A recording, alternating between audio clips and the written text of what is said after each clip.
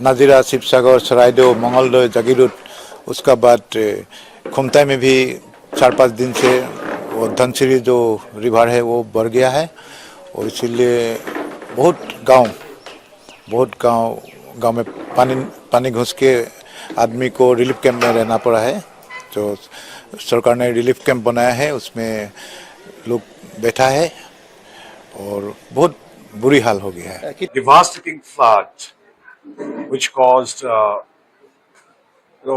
affected 1,66,000 people of our Jorhat district in 304 villages.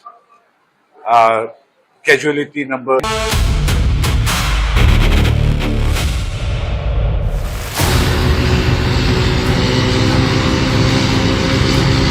Every new day in Ladakh brings with it a different landscape. On day 6, Hero Tiranga Trails and Gunner's Ladakh Odyssey left Karo. Crossed the high altitude routes of Zingral and Changla before concluding the day's journey at Tangsi. The day's ride marked the expedition's gradual transition into eastern Ladakh, where every kilometer presented a new challenge. From the climb beyond Zingral to the ascent of Changla, the journey demanded equal measures of determination, endurance and dependable engineering. कारू से चांगला आते समय जिंगराल एक important halt है। उसमें basically speed से ज़्यादा यहाँ पे डिसिप्लिन मायने रखता है। The way you are riding, जो फॉर्मेशन में आप राइड कर रहे हैं, बिकॉज आप अगर यहाँ का ट्रेन देखेंगे तो काफ़ी हार्श वेदर, अनप्रेडिक्टेबल वेदर है, काफ़ी स्टीप स्लोप्स, रफ ट्रैक्स है। So discipline is very important. At Changla, one of Ladakh's most iconic mountain passes, the expedition paused to reflect on the significance of the route ahead. Among those riding are serving personnel, including members whose units served during the Kargil War, led by Major General Arvind Yadav, Vishisht Seva Medal, ADG and Colonel Commandant of the Regiment of Artillery, making the journey not merely an expedition across mountains, but a tribute carried through landscapes deeply connected with India's military history. Hero MotoCorp की तरफ से Gunners Ladakh Odissi में हम अभी जिंगराल पे halt कर रहे हैं, जिसका ऑल्टीट्यूड 15,543 फीट है। हम अगर पूरी ओवरऑल बाइक राइड की बात करें तो ये हमारे लिए एक एडवेंचर से ज़्यादा टीम स्पिरिट, कमराडरी और रेजिलियंस का भी एक्सपीरियंस है।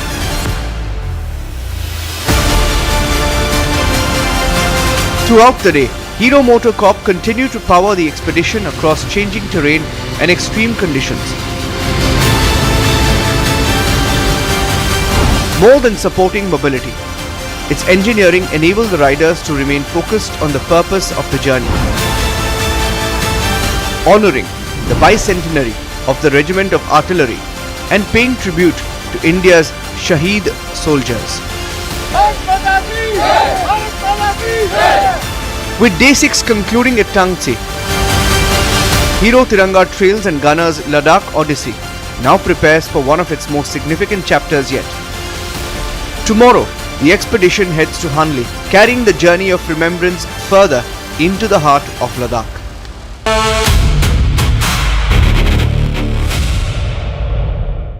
Co-powered by Crystal Crop Protection, देश का किसान, देश का हीरो। केसरिया से मन जोगी हुआ रे, दिल झूमे देखो मतवारा हुआ रे। केसरिया से मन जोगी हुआ। हर पल मनाओ केसरी त्योहार। विमल, बोलो जुबान केसरी।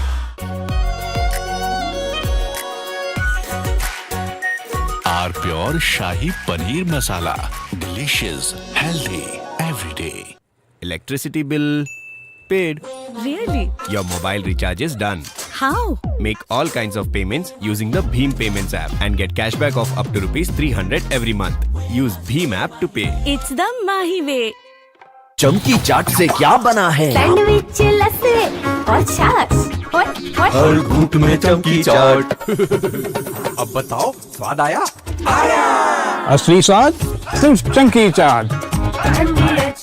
रानी, इस घर में कुछ है जो टूटता नहीं। ये पिलर कभी नहीं टूटेगा।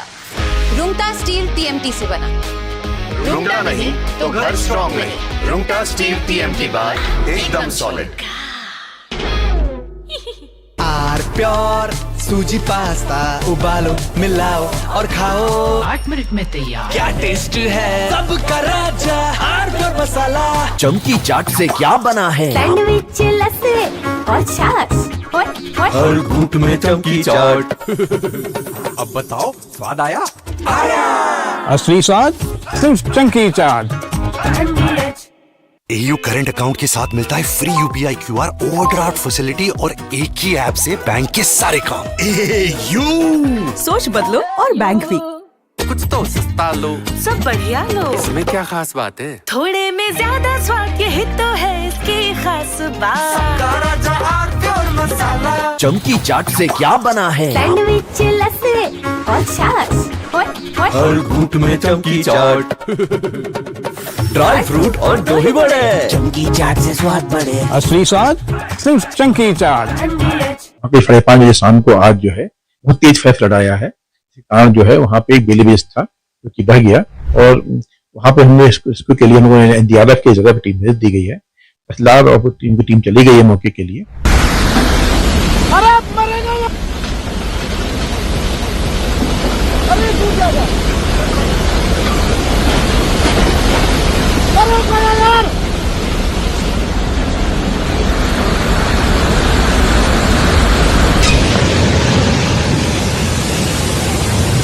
ये ब्रिज जाएगा, ब्रिज जाएगा। Bridge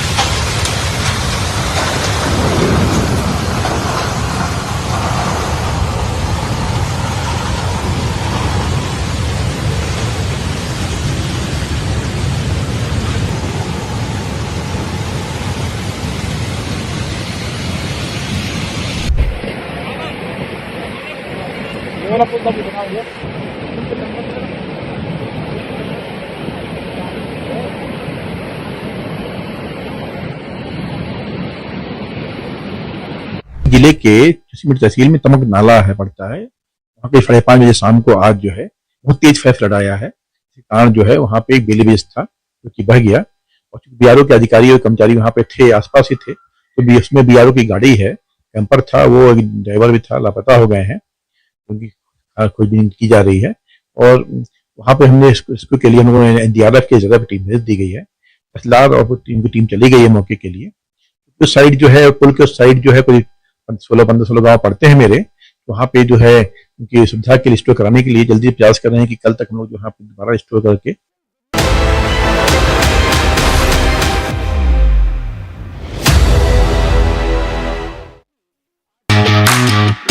easy conversations, meaty conversations.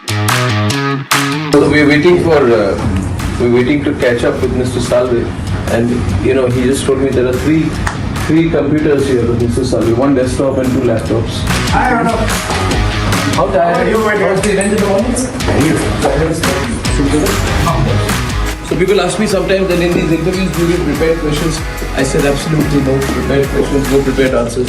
This is purely unscripted. Now I shall go through my elaborate makeup routine. Rhythm is having a nice laugh.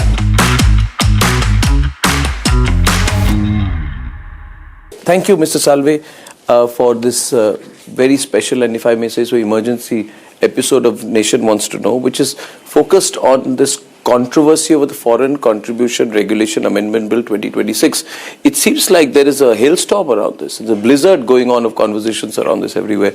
What is making this so controversial? See, this is the third time I'm really surprised. I was really surprised when there was opposition to farm laws. As a young lawyer, I fought so many cases challenging farm laws, and we wanted exactly what was proposed in the farm laws, to break the farmer from the stranglehold of the middleman. But that was opposed as being anti-farmer, and the government gave in. I was really surprised at the opposition to the Citizenship Amendment Act, which provided that minorities in neighboring countries, which are majorities in India, or which are of Indian origin, would be allowed to come in. So if you were a Parsi, if you're a Hindu, if you were a Sikh, and you were in an Islamic country, you could come back to a secular country, i.e. India. And the criticism was this is discriminatory against Muslims. Now if we say all Muslims of Indian origin can come back into India, then you merge India and Pakistan. Yeah. Because I'm not sure how many Pakistanis would want to continue to live in Pakistan. So this kind of a nonsensical thing goes on, and for days and days people sat in that, what is that, Shaheen Bagh for this. So it's become fashionable in India to not have a debate. I'm sorry to say, I know I'm now 70, so I'm a little derisive about this overemphasis on one-liners in Twitter and social media. The sense of detail has gone away. Everybody goes by some narrative. Yeah, and some narrative is built up, and that narrative sometimes is distant from reality. The FCRA is a law which every country has under different labels. No country allows you to move capital freely. If I send money to America today beyond a particular amount, I have to give an explanation what it is going for. What it will be used for, what the end use will be. All anti-money laundering laws require declaration of purpose. So, secondly, we have now, I don't think it's any more in the shadows. The American state has now proudly declared that it has a deep state system. The US is no longer embarrassed about it or coy about it. They are proud about it. They talk of regime change. They will send the army for regime change. They take pride in the fact. No, they take pride in the fact that the Bangladesh regime change was brought about by them. They decide who, by their definition, is a democracy, and they bring regime change.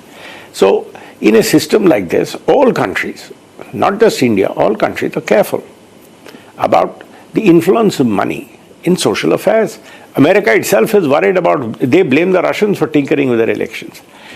So all countries have to guard their borders, their digital borders, their financial borders. And that's what the FCRA is all about. Now, in a country like India,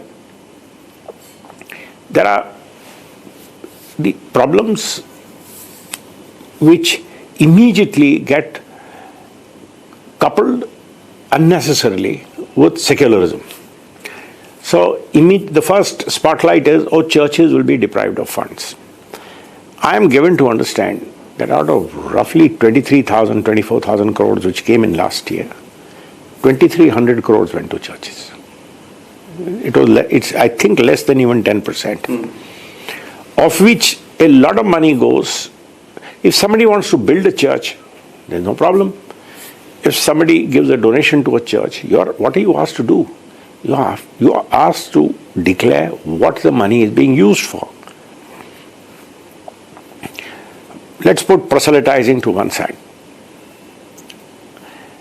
What is it that makes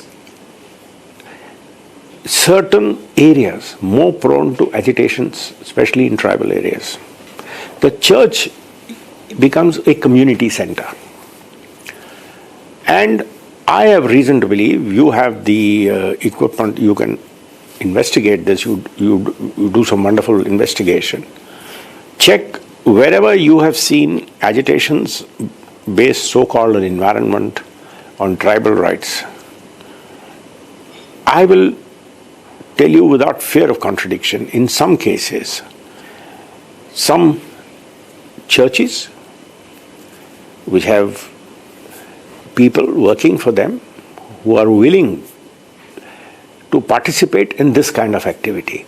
Now, if they are going to be funded by the Soroses of the world to lead protests on various issues, churches are not homes of protest. Church is a house of God.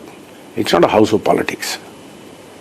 So I don't think any church should have, or any mosque should have, or any Muslim institute, any religious institution should have any embarrassment in laying bare their accounts. Yeah. We did a story a month back in which we sent our reporters down to Chhattisgarh, to the Maoist affected areas, and we found that there was a huge amount of money that was being given through certain churches. Now, these certain churches are not part of the larger Christian mainstream in India, but they're operating as churches, and the money was being withdrawn through foreign debit cards from local banks, and a surreptitious network was created. When our channel started, we investigated a particular gentleman who was at the forefront of the sort of protests on Kudankulam. We did a sting operation, and it came out that this person was getting money through Hawaii and other routes. And we asked, how come, why is American money coming in so critically in certain cases? I also found that cases where American corporate interests were involved, the protest became a very useful tool to amplify a counter movement. So essentially, would it be right to say that previous governments did not give enough attention to where this foreign money went, so that the foreign money could come in, I could give it to someone for an educational purpose, ostensibly, and then it would find its way to some other activity which may be against my national interest? See, two things. The law was brought in the major FCRA law, which is now being amended, is 2010. It is in the Congress. But was it a soft law? No, not really. It had the same provisions, but it was lacking in certain important details. The way it was administered left a lot to be desired. You are required to file returns. If you don't file returns and I look the other way, what use is the law? As they say, it's recommended. There's no binding significance. The best law is only as good as its administration. Correct. So what is really worrying people is the rigor with which this law is being implemented. What do you mean rigor? When the 2014 government came, if you remember, certain people, I don't want to name anybody, certain people were asked to submit FCRA accounts. And I must tell you, again, I'm not naming anyone. Just give us the inside story.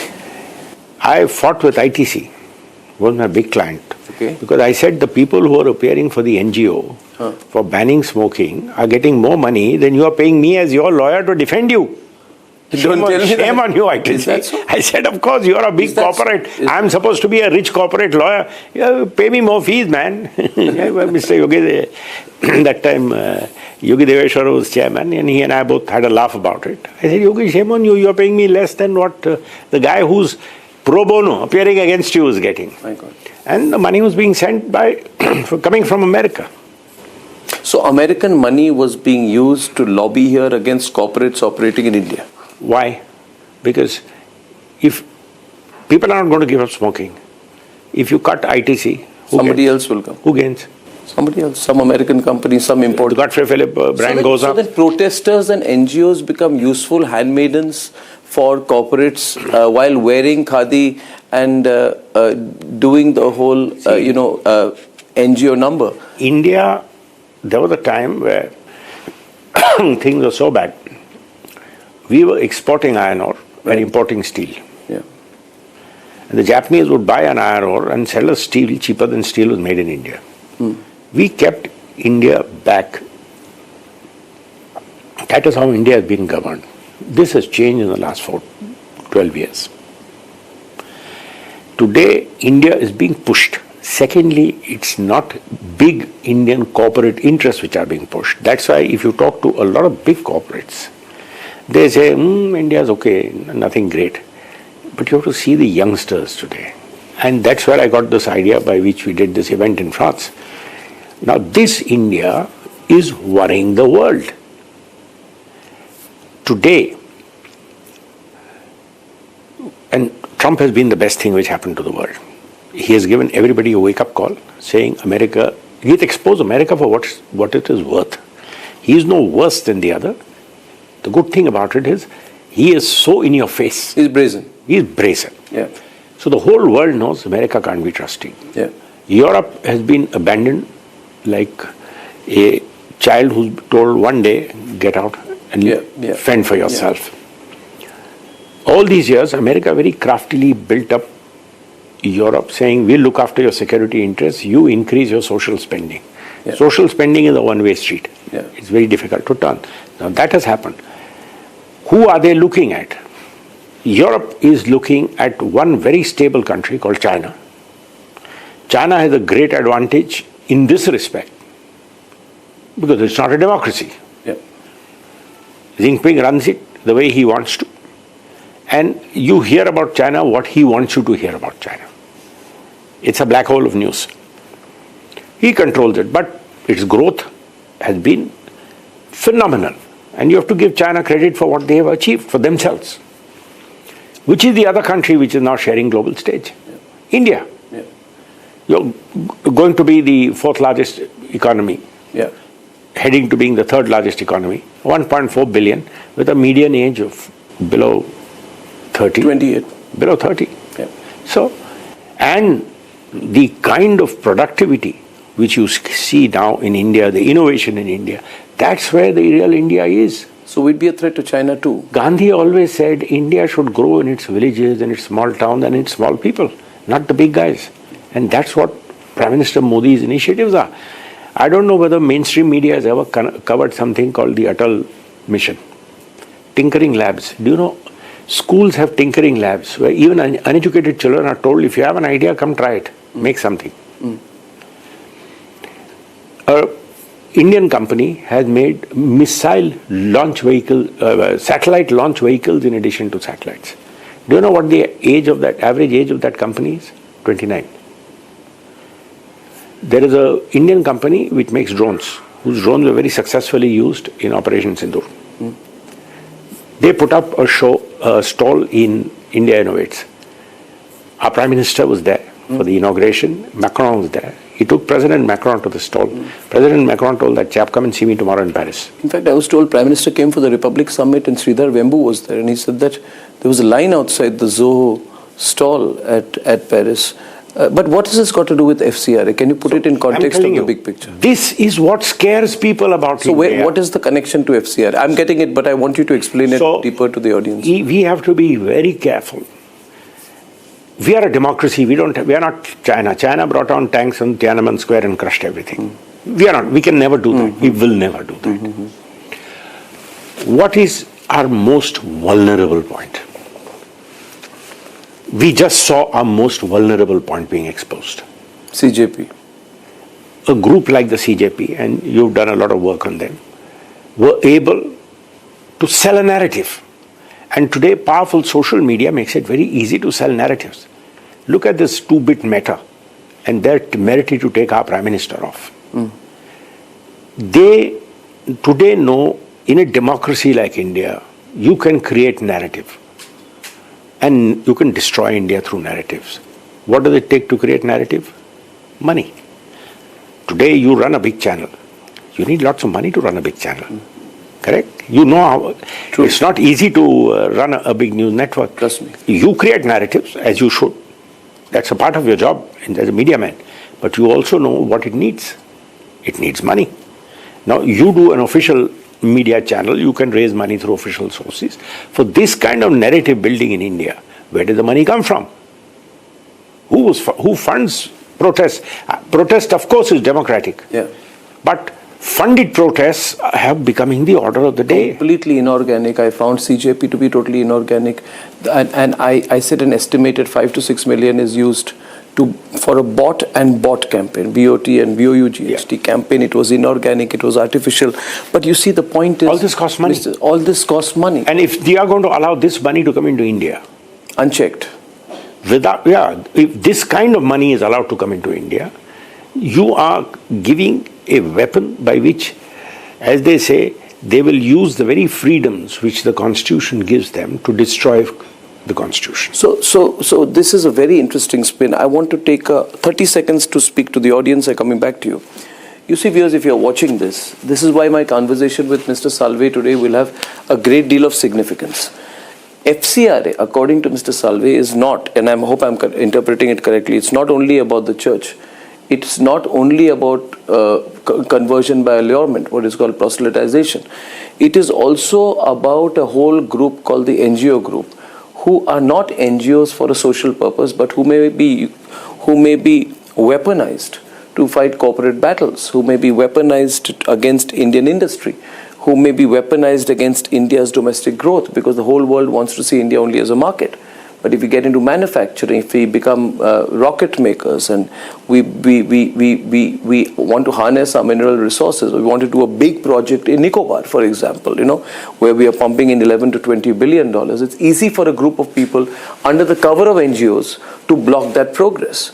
If that happens, we'll never be able to compete with China. So, coming back to Mr. Salve, have I interpreted correctly? Absolutely. That the ongoing debate has been only about proselytization, but it's a lot more than that. In fact, the debate against FCRA tells you the need to control funds. Look at the narrative which is being created about FCRA. Modi government is anti-minority. I mean, I find that rather strange, considering I'm a baptized Christian, born and brought up in India. No, yeah, of course. I must say that the person I'm speaking to is probably, I was telling Rhythm before this, I came in, I said probably he's the most prominent Christian in the country today. Correct. So the most prominent Christian I consider in the country today, the greatest legal luminary in the Christian community or the minority community. I'm not a prominent Christian. I'm a prominent Indian. Who happens to be a Christian. Who was born in a Christian family and baptized as a Christian. My personal faith is Christian, but that's all. No, but are you, one second. Do you ever feel on the back foot on your views on FCRA because of your not at all. Not at all. In fact, when I was looking for admission for my elder daughter, of course, the whole world says I'm a very prominent Christian, but when I was asked my elder daughter to apply in St. Stephen's, and I said, maybe there's a Christian quota, you get it. I was asked to prove my Christian credentials. But anyway, let's put that to one side. They said, really, is your father Christian? Anyway, let's put that to one side. The Modi government, it's now an open secret. In 2014, Prime Minister Modi wanted me to be the Attorney General for India, where he came and this. I've been working with the government of India. I was his lawyer of choice for the Jadhav case. That is the biggest international case India has ever had. I was lawyer of choice and still working on the Indus Valley, the rivers. I mean, if India has a case of global sensitivities, he has faith in me. Does it bother him that I'm a Christian? I'm the director of IIT, I'm the director of Delhi, I'm the director of IIT, Chairman Board of Governors IIT Delhi, Chairman Board of Governors IIT Roorkee. It doesn't bother him that I'm a Christian. So, when people say this is a government which favors some... I defended... You remember you were a young reporter when I fought the 11 judges case, when you did a big story on the Attorney General contradicting... Totally, oh my God. That is historic. Yeah, correct. I remember that totally. I remember Dr. Murli Manohar Joshi, who was so, again the narrative around him was, he's this, he's that. His only instruction to me was, Harish, we have only one objection. Taxpayers' money should not be used for any religion, including Hinduism. That's all. Everything else, we fully support all minority institutions. No fight with them. But is FCRA amendment anti-Christian? I'm telling you. Is FCRA amendment I'm attacking this whole narrative of this lens through which we start looking at things. Is it anti-Muslim? Is it anti-Christian? Is it anti-this? Correct. It's a law to control money coming into India. This is against churches. This is against mosques. This is against gurdwaras. Then explain one thing to me so that this matter is settled. And viewers, in this new bill, scheduled purposes for registration, see Rule 9(1)(b), the controversial part. This is the part you can see. We got this all marked in yellow. 4 references to proselytization, where it says that you are going to have to tell the government what the money is going to be used for, and the various categories are religious, cultural, economic, educational, and social. Correct. It also mentions who cannot receive. Correct. I'll come to the who cannot receive part later. Yep.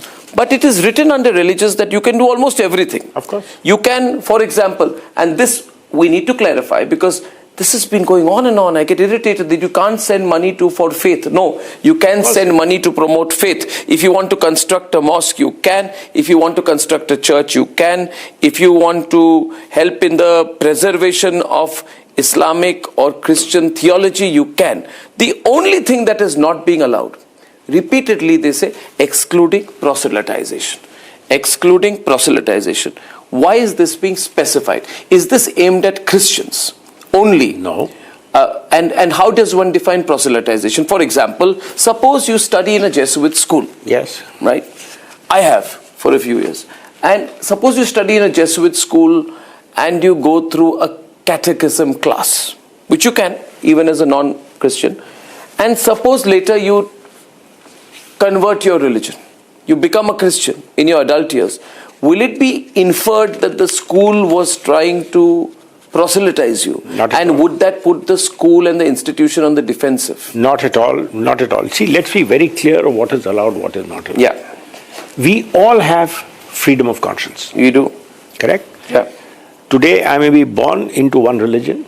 I may choose to follow another religion. That's my freedom of choice. Right. Today I am entitled to tell the world that I am a devout Buddhist, devout Christian, devout Muslim. Correct. And I think that this is the greatest religion. Yeah. Correct? There's no problem with that. No problem. What I should not say is criticize another person's religion, because that creates bad blood. And that has nothing to do with proselytization. What is proselytization? Yes. What happens is giving undue inducements. There is poverty in India. Even now, a very significant percentage of our population lives in poverty in tribal areas. Arnab, my father was a member of parliament from Baitul. And this is not the present constituency. Present constituency which Mr. Kamal Nath was representing, I don't know who represents it now, is Baitul Chhindwara. His original constituency didn't have Chhindwara, it had some other remote areas, Damo and this. I've, as a 13, 14-year-old, gone with him in a jeep. When he joined politics when I was 11 years old. So I used to just go for the ride with him. We used to from Nagpur take a jeep, and they didn't have motorable roads, so we used to go there.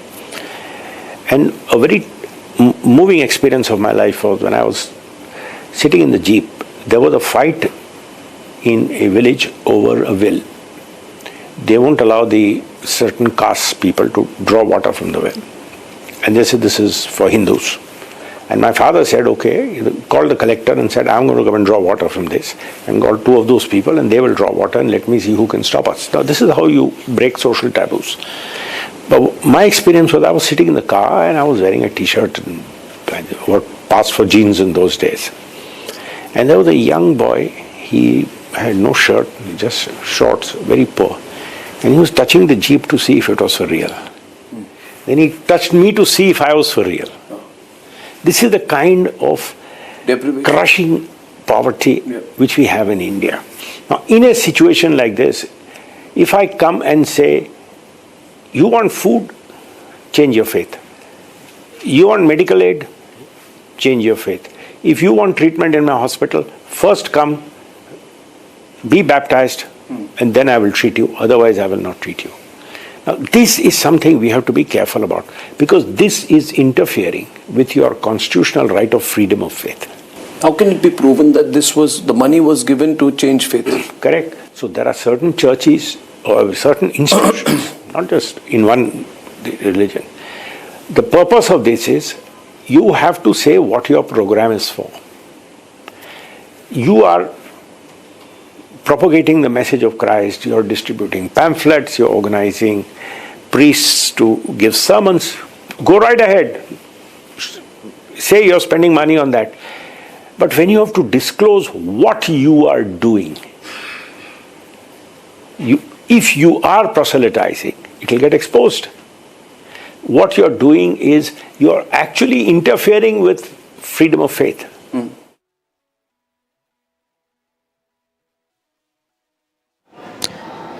Viewers, we have breaking news coming in right now. There's official statement that is coming in from the Government of India, from the Civil Aviation Ministry over the investigation into the mid-air scare Phuket to Delhi flight. And the breaking news is that the government says AAIB has taken up the investigation of the matter as per protocol. And this is the breaking news we have right now. AAIB is the Aircraft Accident Investigation Bureau, and it has taken up the investigation as per protocol. Participation of state of design and manufacture is part of the probe. So participation of the manufacturer is also part of the probe. Let me just read it out for you, the operative parts.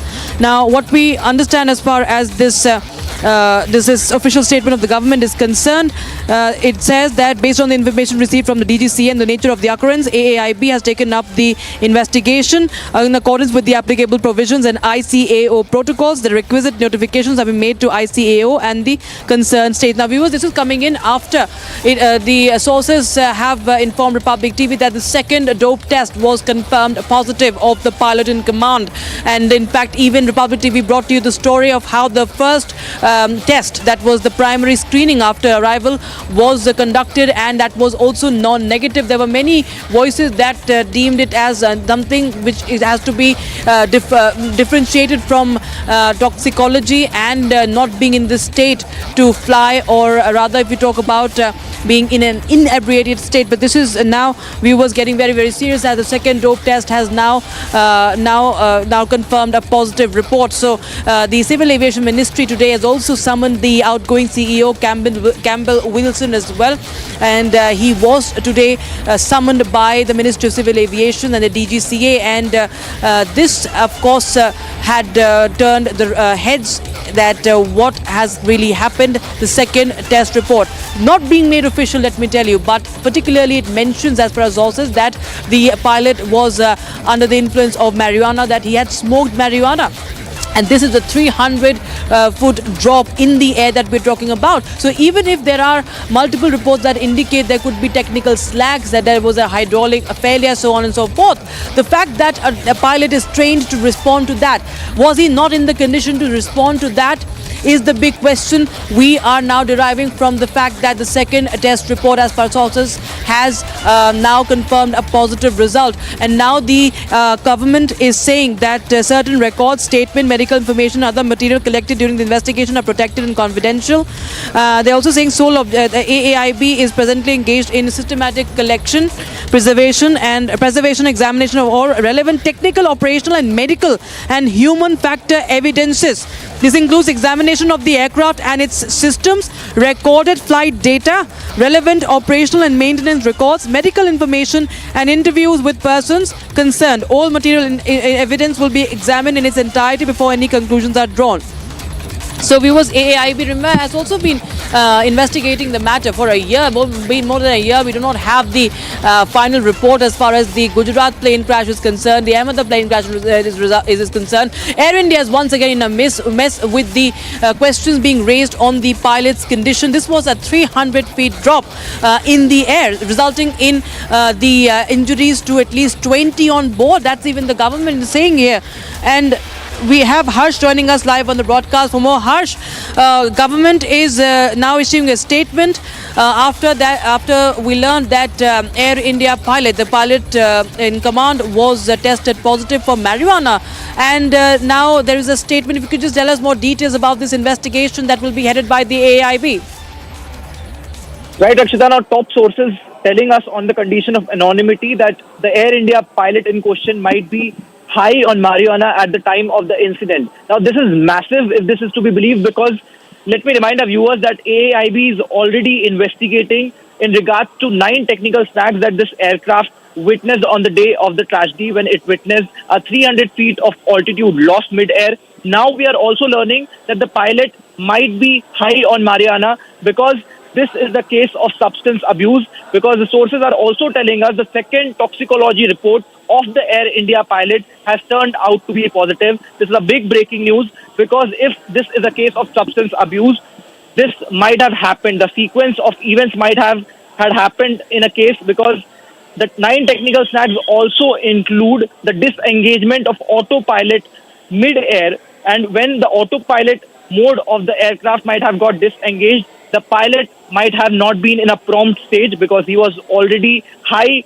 on a psychoactive substance, and that is exactly might be the reason why this aircraft witnessed a 300 feet of free fall mid-air above the skies of Odisha. And this is exactly what the skies of Odisha, and this is exactly what the DGCA sources have earlier informed us.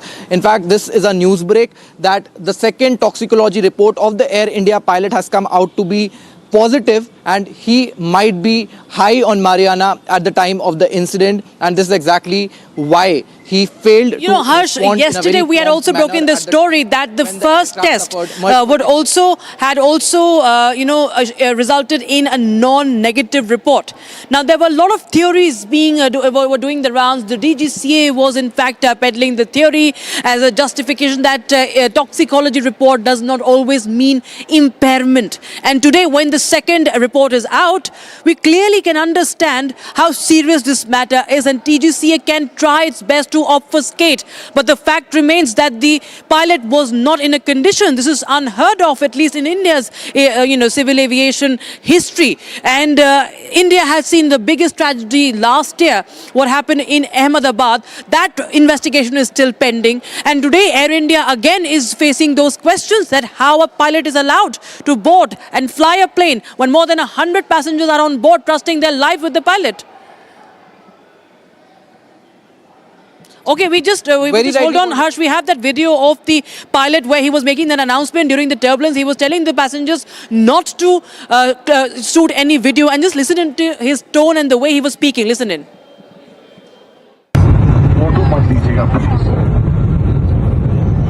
बस रात का 72 बज जाएगा, समझ रहे हैं? हमारे लिए सबके ये हमारी गलती नहीं है, हवा का चुकता है, हमको समझ नहीं है क्या? क्रूज हमारा क्रू खुद इंजर्ड है। अगर आपने फोटो नहीं सोशल मीडिया में डाली, आपको पता है आजकल किस तरह सुलीबल 1 मिनट नहीं लगता कटका देते हैं। तो इंसानियत के तौर पर हमारा आपका विषय सुरक्षित रखिए प्लीज। 40 मिनट और की बात है, we are landing in to Delhi, we will have the best treatment possible. Photo मत लीजिएगा प्लीज, बस रात का 72 बज जाएगा, समझ रहे हैं? हमारे लिए सबके ये हमारी गलती नहीं है, हवा का चुकता है, हमको समझ नहीं है क्या? क्रूज हमारा क्रू खुद इंजर्ड है।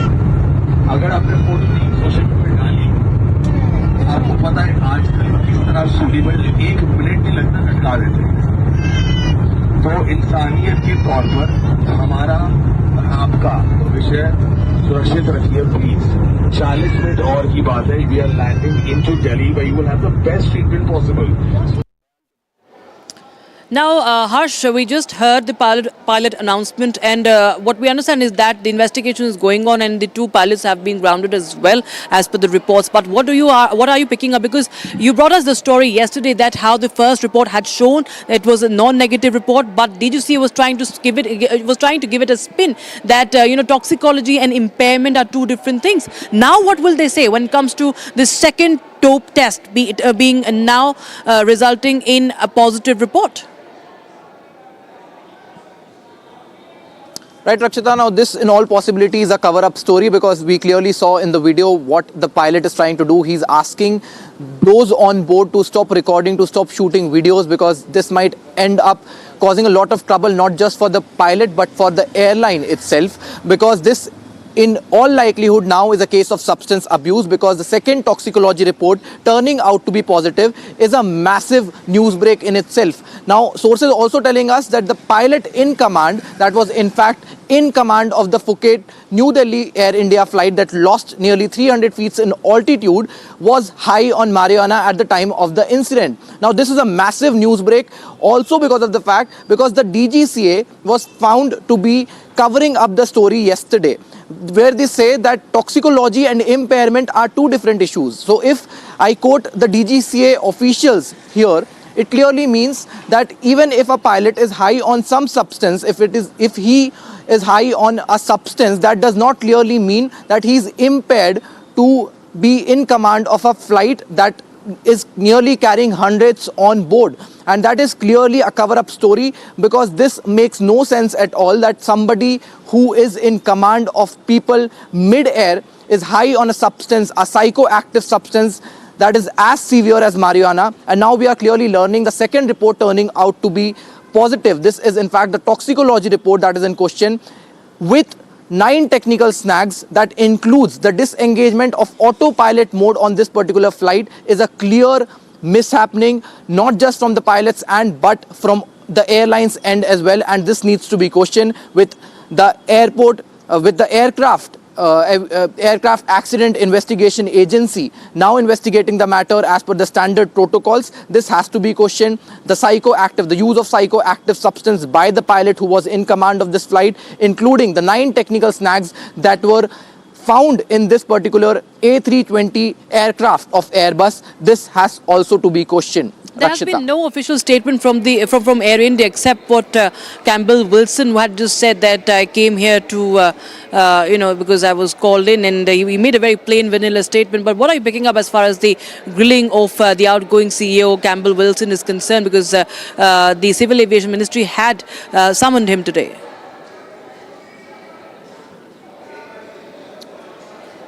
Right, Rakshita. Now, Wilson, the man in charge, the chief executive officer of Air India, was summoned by the Aviation Ministry today evening. In fact, he was also confronted by a few reporters outside the Aviation Ministry. However, he refused to give any rock-solid answer or any rock-solid statement on this particular matter, because now we also have visuals, now we also have videos of the Air India pilot who is in question. He's trying to cover up the entire story. He's asking the passengers on board to stop recording, to stop shooting videos, because that might eventually lead them into a lot of trouble, not just the pilots but also Air India, because we have seen multiple such events including the massive Ahmedabad crash that again involved an Air India aircraft that killed nearly 250 passengers on board. Now we are again seeing another such incident where Air India is involved. 300 feet is a massive drop in altitude mid-air. Now this accounts to, if we talk in a very layman language, this is nearly a drop of 20 floors if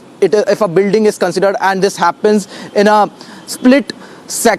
in a matter of split seconds. And now when we see visuals when we hear the captain of the flight himself asking the passengers to not record videos, to not shoot videos, and the toxicology report that has come out to be not negative, in fact it has come out to be positive, and sources telling us that the pilot might be high on marijuana at the time of the incident. This is a clear incident of substance abuse, with also taking in account the 9 technical snags that this particular aircraft witnessed on that very day. Of course, the condition of the pilot to even respond to any snag is also the matter of question and scrutiny. But thank you so much for joining us with details coming in on Republic TV. Republic TV continues to bring you more updates on that, viewers, and that's also what we're debating at 8 p.m. today. So stay tuned. We'll be right back after this very, very short break.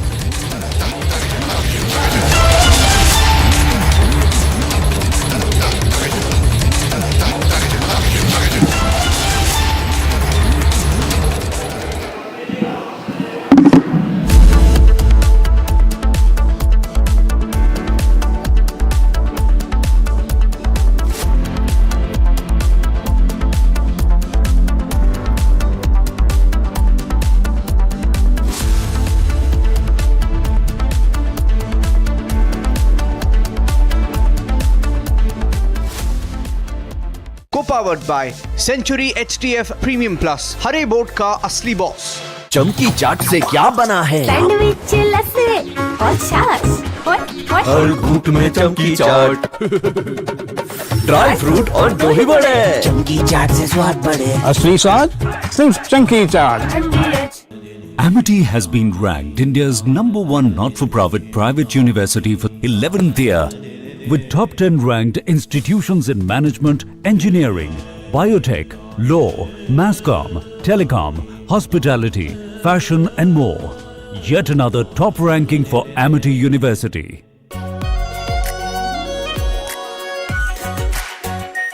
Our pure Shahi Paneer Masala. Delicious, healthy, every day. I wake up wearing someone else again. Don't let it slip. I'm losing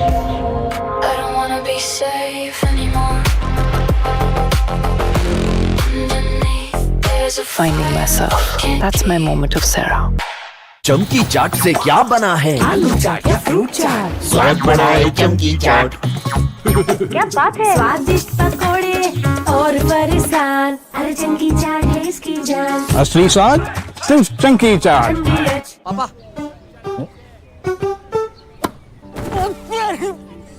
sorry यार, गलती हो गई है। ये चोट खर्चा वर्चा। अरे लास्ट बॉल पे छक्का भी तुम्हारा। छक्का? सब कैशलेस हो गया है। हाँ। ला भाई मेरा बैट। वो अभी तो ठीक हुआ तू। जो डिस्चार्ज हुआ यार। बैट किसका है? टाटा AIG है तो भरोसा है। आर प्योर सूजी पास्ता उबालो मिलाओ और खाओ 8 मिनट में तैयार। क्या टेस्ट है सबका राजा आर प्योर मसाला।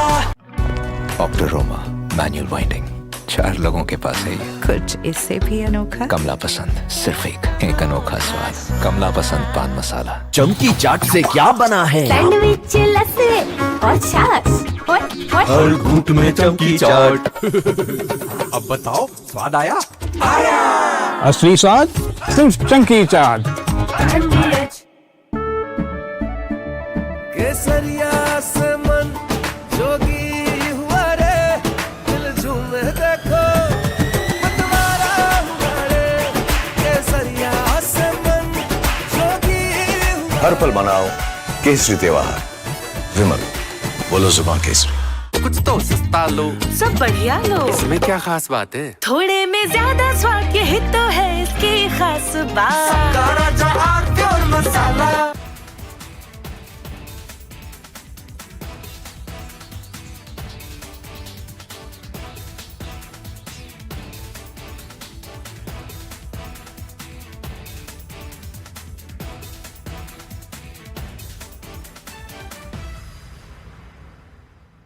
चमकी चाट से क्या बना है? सैंडविच लस्सी और छाछ। हर घूंट में चमकी चाट। ड्राई फ्रूट और दही बड़े। चमकी चाट से स्वाद बढ़े। असली स्वाद सिर्फ चंकी चाट।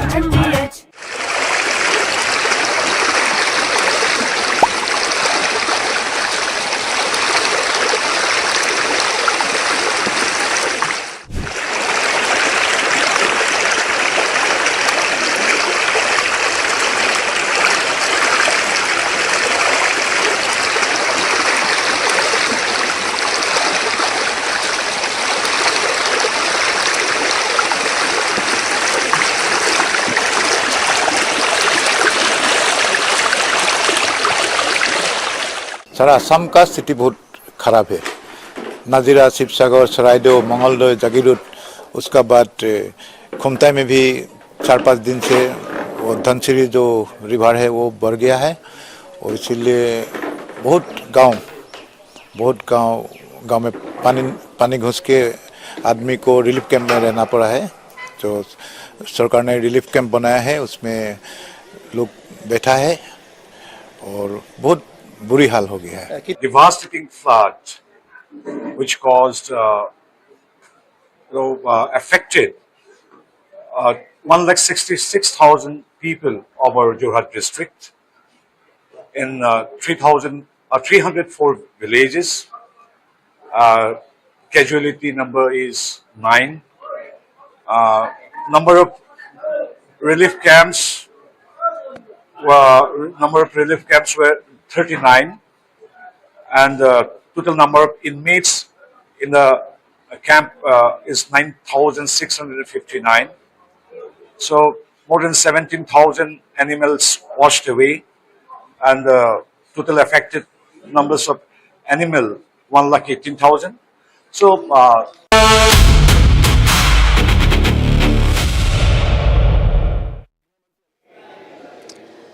Welcome back, viewers. It's day 7 of Hero Tiranga Trails and Gunners Ladakh Odyssey. It has now moved from Pangong Tso to the Rezangla Memorial, one of the most important sites in the history of Indian military. And my colleague Shubham Verma is reporting from Ground Zero from the Rezangla Memorial. Take a look.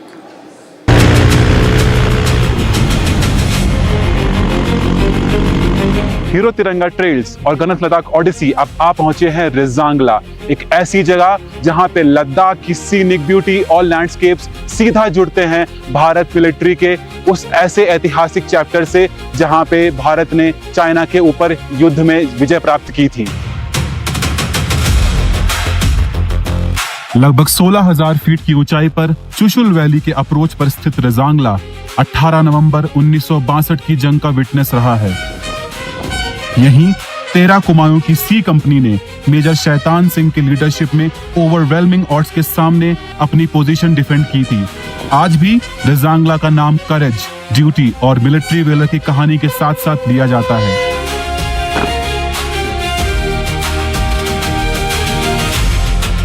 इसी तरह के historic बैटलफील्ड्स और military locations को sacred soil initiative एक larger legacy से जोड़ता है। Designated location से मिलिट्री प्रोटोकॉल के तहत कलेक्ट की जाने वाली सेरेमोनियल सॉइल को आगे नेशनल वॉर मेमोरियल और wall of valour, school of artillery, Devlali, Nashik तक ले जाया जाएगा ताकि इन फ्रंटियर्स की कहानी एक्सपीडिशन के खत्म होने के बाद भी जिंदा रहे। रिजांगला जैसे लोकेशन पर हीरो मोटोकॉर्प का साथ सिर्फ एक मोटरसाइकिल एक्सपीडिशन को फैसिलिटेट करने तक सीमित नहीं रहता। ये पार्टनरशिप एक ब्रॉडर कमिटमेंट को रिफ्लेक्ट करती है, जहां इंडियन इंजीनियरिंग अपनी कैपेबिलिटी के साथ इंडियन आर्म्ड फोर्सेस के साथ खड़ी नजर आती है। उनके सर्विस, वेलर और नेशन फर्स्ट स्पिरिट को एक पब्लिक ट्रिब्यूट का हिस्सा बनाते हुए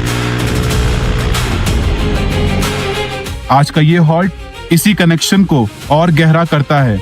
एक हिस्टोरिक बैटलफील्ड, एक लिविंग ट्रिब्यूट और एक एक्सपीडिशन जो मिलिट्री रिमेम्बरेंस को नए जनरेशन तक लेकर जा रहा है। रिजांगला से अभी एक्सपीडिशन आगे बढ़ेगा हानले की तरफ और रिपब्लिक ग्राउंड पर मौजूद है, so stay tuned. Co-powered by century HTF premium plus, हरे बोट का असली बॉस। चमकी चाट से क्या बना है? सैंडविच, लस्सी और छाछ। हर घूंट में चमकी चाट। अब बताओ, स्वाद आया? आया। असली स्वाद सिर्फ चमकी चाट। बेस्ट हरा बोर्ड दिखाना। सबसे dependable century HDF premium plus. Trial लूंगा। श्योर।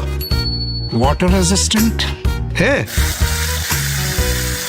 स्ट्रॉन्ग है,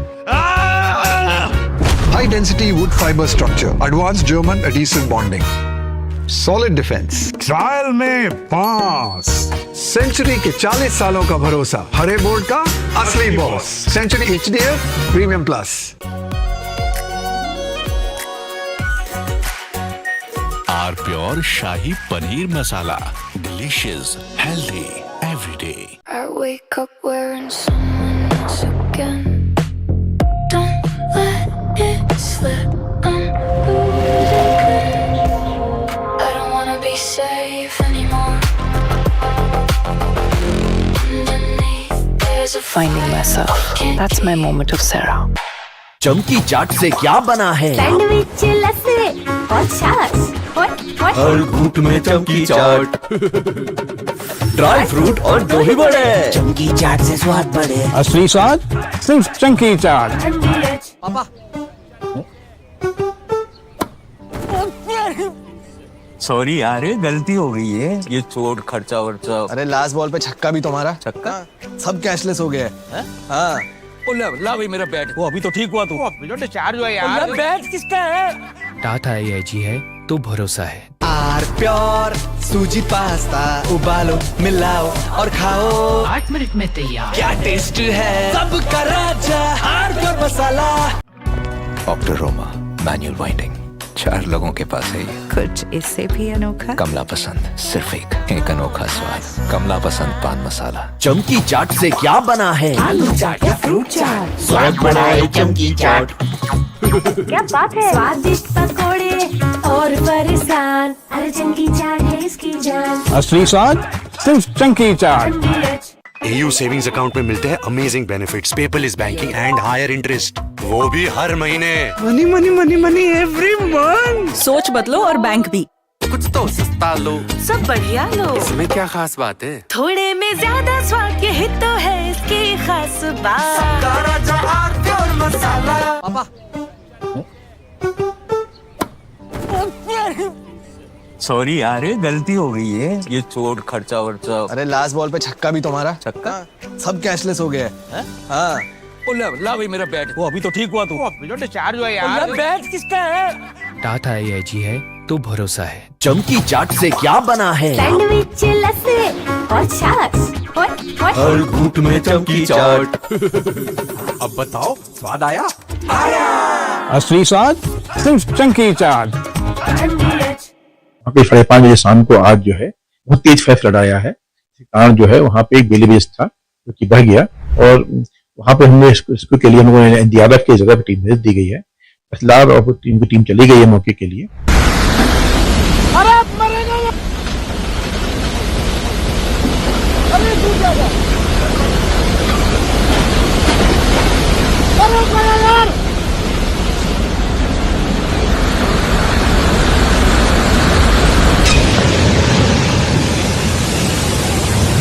ये ब्रिज जाएगा, ब्रिज जाएगा।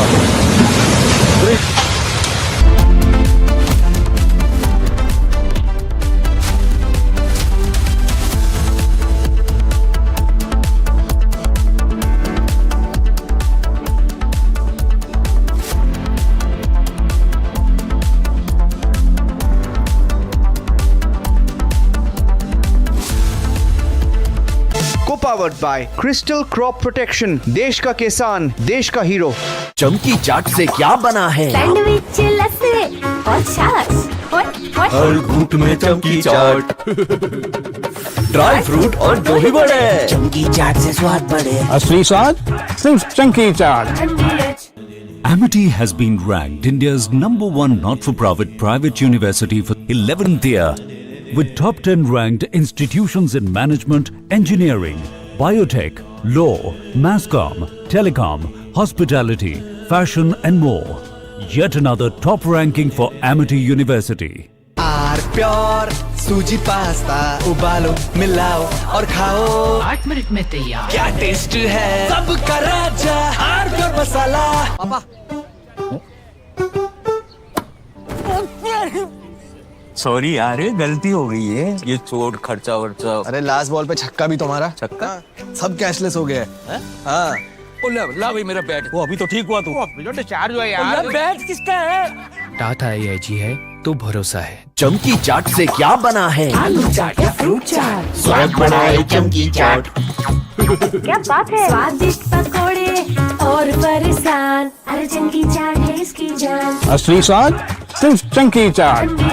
I wake up wearing someone else again. Don't let it slip. I'm losing control. I don't wanna be safe anymore. Underneath there's a Finding myself. That's my moment of Sarah. कुछ तो सस्ता लो, सब बढ़िया लो। इसमें क्या खास बात है? थोड़े में ज्यादा स्वाद, यही तो है इसकी खास बात। राजा आर प्योर मसाला। बड़े बड़े इम्तिहानों से गुजरता है, वक्त तराशता है जिसे, तो जाने क्या क्या न करता है। जब तक खुशबू सबसे बेहतरीन न बन जाए, आराम के लिए नहीं ठहरता है। जब तक लाजवाब न बन जाए, उसे नहीं इत्मीनान है। तभी तो रिचमंड बनना नहीं आसान है। चमकी चाट से क्या बना है? सैंडविच, लस्सी और छाछ। हर घूंट में चमकी चाट। अब बताओ स्वाद आया? असली स्वाद सिर्फ चंकी चाट। AU करंट अकाउंट के साथ मिलता है free UPI QR overdraft facility और एक ही ऐप से बैंक के सारे काम। AU सोच बदलो और बैंक भी।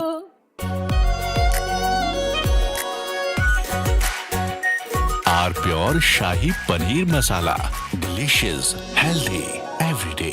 बेस्ट हरा बोर्ड दिखाना। सबसे dependable century HDF premium plus.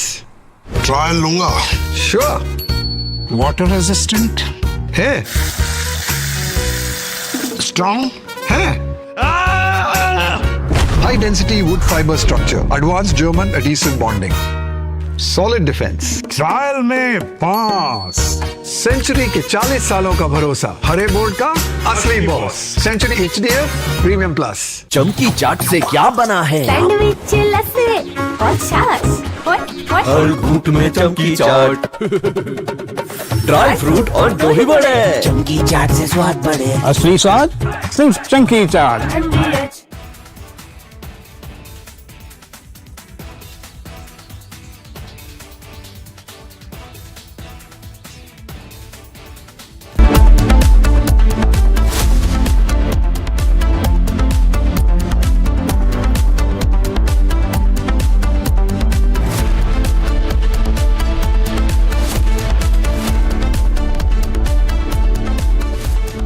Powered by Crystal Crop Protection, देश का किसान, देश का हीरो। केसरिया से मन जोगी हुआ रे, दिल झूमे देखो मतवारा हुआ रे। केसरिया से मन जोगी हुआ। हर पल मनाओ केसरी त्योहार। विमल, बोलो जुबान केसरी। चमकी चाट से क्या बना है? आलू चाट या फ्रूट चाट, स्वाद बढ़ाए चमकी चाट। क्या बात है? स्वादिष्ट पकोड़े और फरसान, अरे चंकी चाट है इसकी जान। असली स्वाद सिर्फ चंकी चाट। Electricity bill paid. Really? Your mobile recharge is done. How? Make all kinds of payments using the Bheem Payments app and get cashback of up to rupees 300 every month. Use Bheem app to pay. It's the Mahi way. R pure suji pasta, उबालो मिलाओ और खाओ। 8 minute में तैयार। क्या taste है, सबका राजा आर प्योर मसाला। बड़े बड़े इम्तिहानों से गुजरता है, वक्त तराशता है जिसे, तो जाने क्या क्या न करता है। जब तक खुशबू सबसे बेहतरीन न बन जाए, आराम के लिए नहीं ठहरता है। जब तक लाजवाब न बन जाए, उसे नहीं इत्मीनान है। तभी तो रिचमंड बनना नहीं आसान है। चमकी चाट से क्या बना है? सैंडविच, लस्सी और छाछ। हर घूंट में चमकी चाट। ड्राई फ्रूट और दही बड़े। चमकी चाट से स्वाद बढ़े। असली स्वाद सिर्फ चंकी चाट। पापा सॉरी यार, गलती हो गई है। ये चोट खर्चा वर्चा। अरे लास्ट बॉल पे छक्का भी तुम्हारा। छक्का? सब कैशलेस हो गया है। हाँ, ला भाई मेरा बैट। वो अभी तो ठीक हुआ तू। जो डिस्चार्ज हुआ यार। बैट किसका है? टाटा AIG है तो भरोसा है। कुछ तो सस्ता लो। सब बढ़िया लो। इसमें क्या खास बात है? थोड़े में ज्यादा स्वाद, यही तो है इसकी खास बात। राजा आर प्योर मसाला।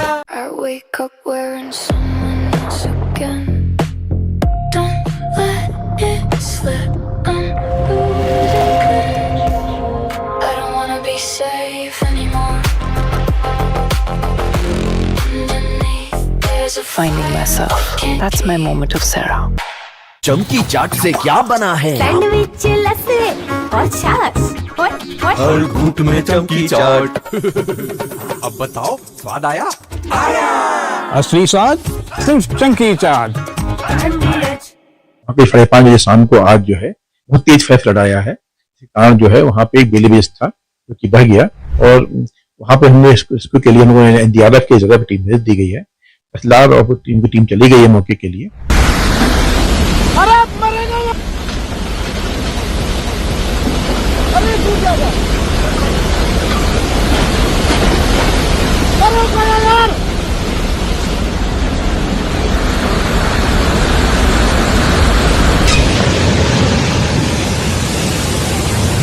ये ब्रिज जाएगा, ब्रिज जाएगा।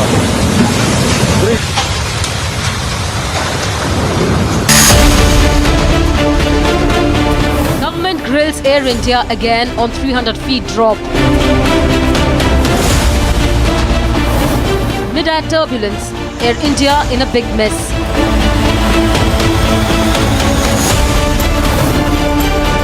Pilot fails dope test a second time. Debating tonight at 8 p.m. Presenting by Zoho Business Software, trusted by 15 crore users. Berger Paints, रंग बना रहे. Powered by Century HDF Premium Plus, Hare board का असली boss. Co-powered by SBI General Insurance. चुनिए भरोसा अपनों सा.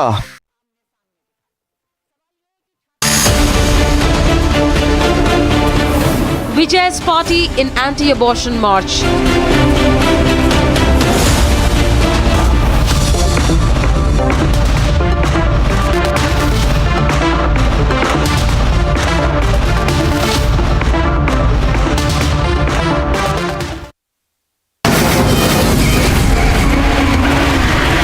From the Republic Media Network headquarters, it's time for the debate.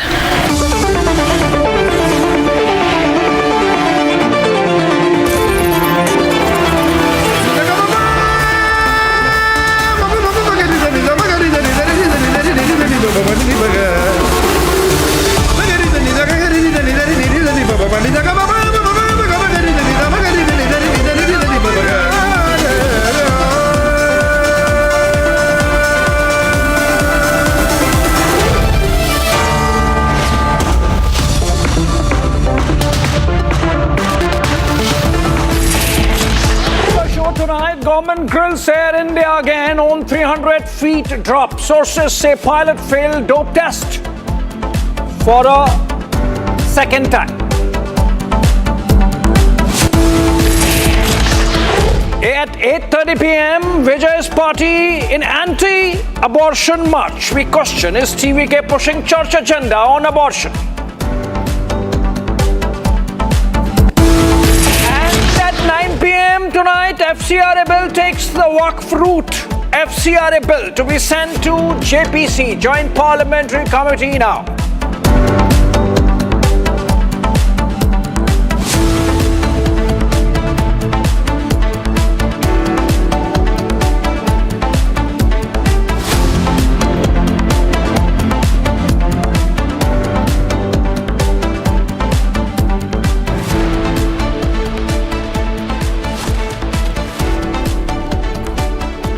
Thank you for joining us on the debate, ladies and gentlemen. Arnab will be back on the show tomorrow. On top of 8 p.m., in fact, we've had to change our subject tonight. Initially, we thought that we would be debating what is happening in Jharkhand, which we looked at in great detail last night. But today, about 90 minutes ago, Abhishek and I, we discussed and we thought we should be discussing the Air India story. Ladies and gentlemen, this month on the 4th, a Phuket to Delhi flight witnessed a 300-foot drop, mid-air turbulence. We've seen the videos, they're horrific. A mid-air 300-foot drop and over 20 passengers were injured. Many of them suffered severe injuries. And Abhishek, when you look at the video, the pilot doesn't seem stable, or what he said doesn't inspire confidence. He says he's almost nervous. He asked passengers not to share the videos, not to record videos, not to share the videos on social media. He says, you know, these videos can destroy us. Now, I don't know why he would say that, but he's not sounding normal. There is a problem.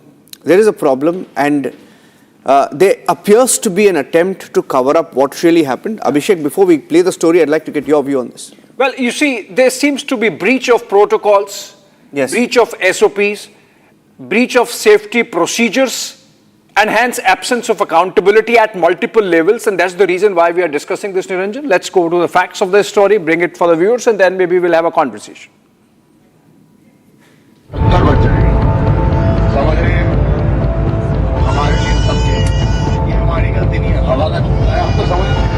Scenes of absolute horror in the air from Air India Phuket to Delhi flight.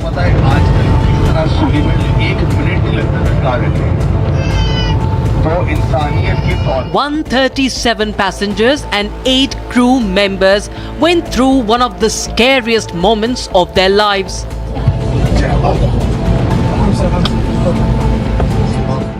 Luggage had fallen down from the overhead bins. Some passengers seen crouching in their seats, children crying, others trying to pray. 17 of them were even hospitalized after being injured in what was earlier reported as turbulence. As investigation followed into the mid-air drop, an altitude loss of 300 feet, it's brought the focus back to Air India. The air carrier is facing questions on the pilot in command's condition.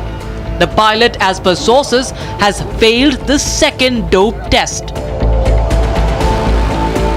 On Monday, Republic broke the news of the pilot in command's initial post-flight test for psychoactive substances that returned a non-negative result. Now the second dope test confirms specifically that the pilot had smoked marijuana. Listen to the pilot's announcement during the mid-air scare.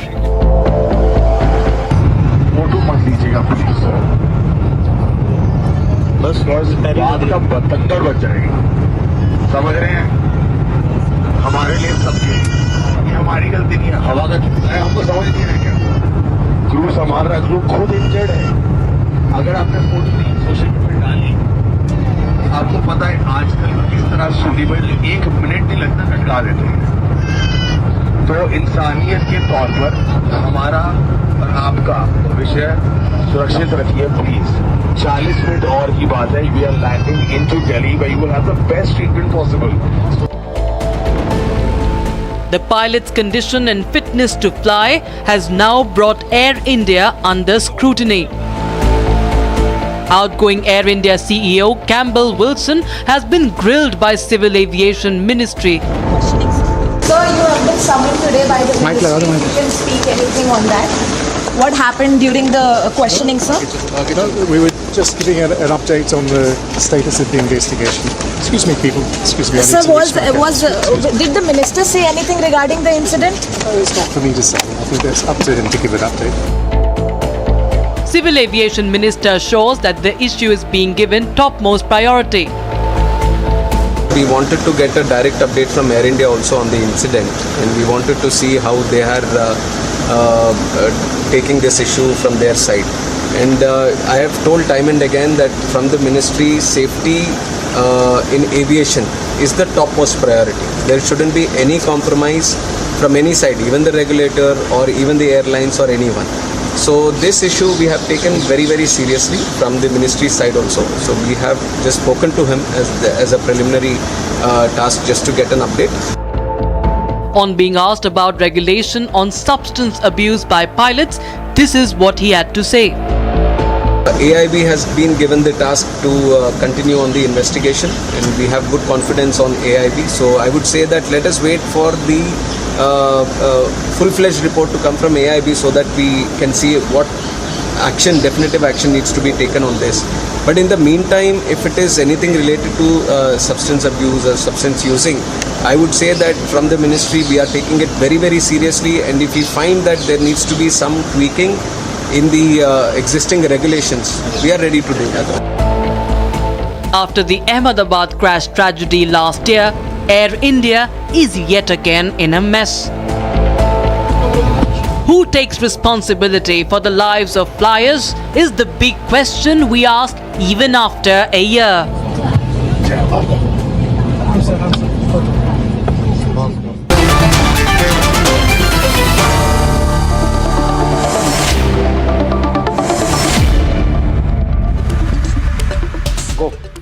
Okay, so we have Captain C.S. Randhawa, who's the President of Federation of Indian Pilots, joining us live. Dr. Vandana Singh, Chairperson of Aviation Cargo, Federation of Aviation Industry of India, that's FAI. Subhash Goyal, who's the Chairman of Indian Chamber of Commerce, Aviation and Tourism Committee. Captain Minu Wadia, Founder, FIP. He's also a former Air India pilot. And Captain Kabir Malik, who is joining us live. He's a charter airline pilot, joining us live from Delhi. I'll start with Captain Randhawa. Captain Randhawa, this could happen to anybody. This could happen to anybody, and this could happen exactly a year ago, you know, after the June tragedy in Ahmedabad. We've just been fighting, and then you have this. And then you have a clip that shows what happened on the flight. You have a video where the pilot is heard begging almost passengers not to post anything on social media. I wonder why he would do that. And he's not sounding, right, like he was in control of the situation. He was not sounding like he's in control of the situation. And we now have details coming in, even though we haven't seen the report. Reports now coming in the media suggest that he has failed a second confirmatory test and that it was marijuana. I'd like to get your view on how serious the situation is. Captain Randhawa first. Good evening, Niranjan and my co-panelists. First and foremost thing I would like to say, it is very, very the second test has become positive and the pilot has tested positive on the marijuana. It's a very serious issue, and I would like to have this covered in two parts. The first part is that the aircraft did suffer multiple hydraulic failure, which is first time it has happened on the Airbus 320 since the time it has been manufactured. And they have now instituted investigation which and termed it as a severe incident. And even the BA from France and Airbus is going to join in this investigation. That is one part. In that part, one more thing is there. The pilot in command, what he has reported is that he was not on the controls. So the recovery has been done from the stalled condition of the flight by the co-pilot. That is one part. The second part is the drug testing. The drug testing has been done in conformity with the CR5F5, and which is after every incident or accident, they're supposed to cover they're supposed to do the test. Now, in the first test, it is very surprising that Air India comes out and makes a statement. Initially, they made some technical error, and then now they speculated turbulence, and they said about as far as the drug testing, they said it's not negative. Non-negative. What do you mean by non-negative? Say it was positive, and they should have said that there was a serious technical problem. Now they have hidden all these factors. Now coming to the dope test. Now the second test has been tested positive of marijuana. That's a very serious issue. As per the ICAO regulations 1.2.7, as per Annex 1, no air crew or ground crew like AMEs or the ATC controllers, they can be on duty under the influence of alcohol or drugs. Now, here he is tested positive. This is the second part of it. Though he may not have been in controls, but the announcements which the pilot has made, that is not appropriate at all. Now, going ahead, now our regulations as far as the tests are concerned are in conformity with the EASA and FAA. There is a need to revise these regulations. There are some countries like the GCC or Singapore where they terminate the pilot and the local license is cancelled. Okay. So there could be a requirement now to change the regulation in this situation, which has occurred after a long time. No, the regulation says that 10% of the testing has to be done. I don't know whether the Air India has been or other airlines have been doing it, and there has to be a regulatory oversight. Now, there is a lack of manpower in the DGCA, and there could be a lack of oversight in this. Again, and that is why I have been recommending a setting up of a civil aviation authority in this country. Yeah, because this is directly threatening the safety. Every time it is safety. Yes. Last year it was Air India 171 crash. It is again back. Air India is again back in the news. So there is a requirement because there is a lack of oversight. This no one is talking about, but I want to re-emphasize that you need a civil aviation authority in this country which is autonomous in nature, and there is more oversight on the airlines. Mr. Randhawa, you're saying that this is a serious offense. You also mentioned various sections / subsections under which so-and-so action should be taken. You gave examples of how in other countries like the GCC or Singapore, the pilot would lose his or her job. The pilot has already been de-rostered. But I don't think it stops at the pilot, because it seems, going by what we have seen by way of reactions of the airline, And I want to also welcome Shilpi Jain. She's one of the passengers who was there on the flight. Ms. Jain, you would not be concerned about technicalities. You would want accountability, right? That the airline come out with a more specific statement, that the civil aviation authorities, the ministry, come out with absolute clarity on what actions they have taken vis-a-vis the pilot, vis-a-vis the airline, and what happens next, obviously. Right. Yes, you're right. I would want them to take the accountability because even on the medication part, they did not conducted medical examination of every passenger. Even I have a neck jerk, so they did not conducted that. Moreover, they are not taking any accountability. They are ruling out the part where they are saying that ye to hawa ka jhoka tha. They are ruling out that part. You can clearly listen in that audio that he's saying that, and he does not want to take the accountability, as he is saying that it will harm our reputation. Plane was about to crash and they are worried about their reputation. So this is not the thing that they should not say something like that. Right. Captain Meenu Wadia, coming to you. Now, Captain Randhawa explained the possible series of events that would have happened. It seems that the pilot in command was not actually at the controls when this turbulence happened. We are also hearing that there were some technical glitches. So whether this was because of turbulence, whether this was because of those technical faults that the aircraft went up and down, or whether it was because the co-pilot perhaps made some mistake, we don't know. I mean, the silence of the airline, it's been more than 72 hours since the first test came. It's been more than 6 hours since the second test reports came in, and the airline is absolutely silent. The CEO who was at the ministry did not speak a word. So it's obviously, the Air India management seems to be really in a mood to brazen it out, so to say. No, first of all, the very fact that we are discussing this issue without having all the evidence properly before us, we are only confusing the issue more than clarifying it.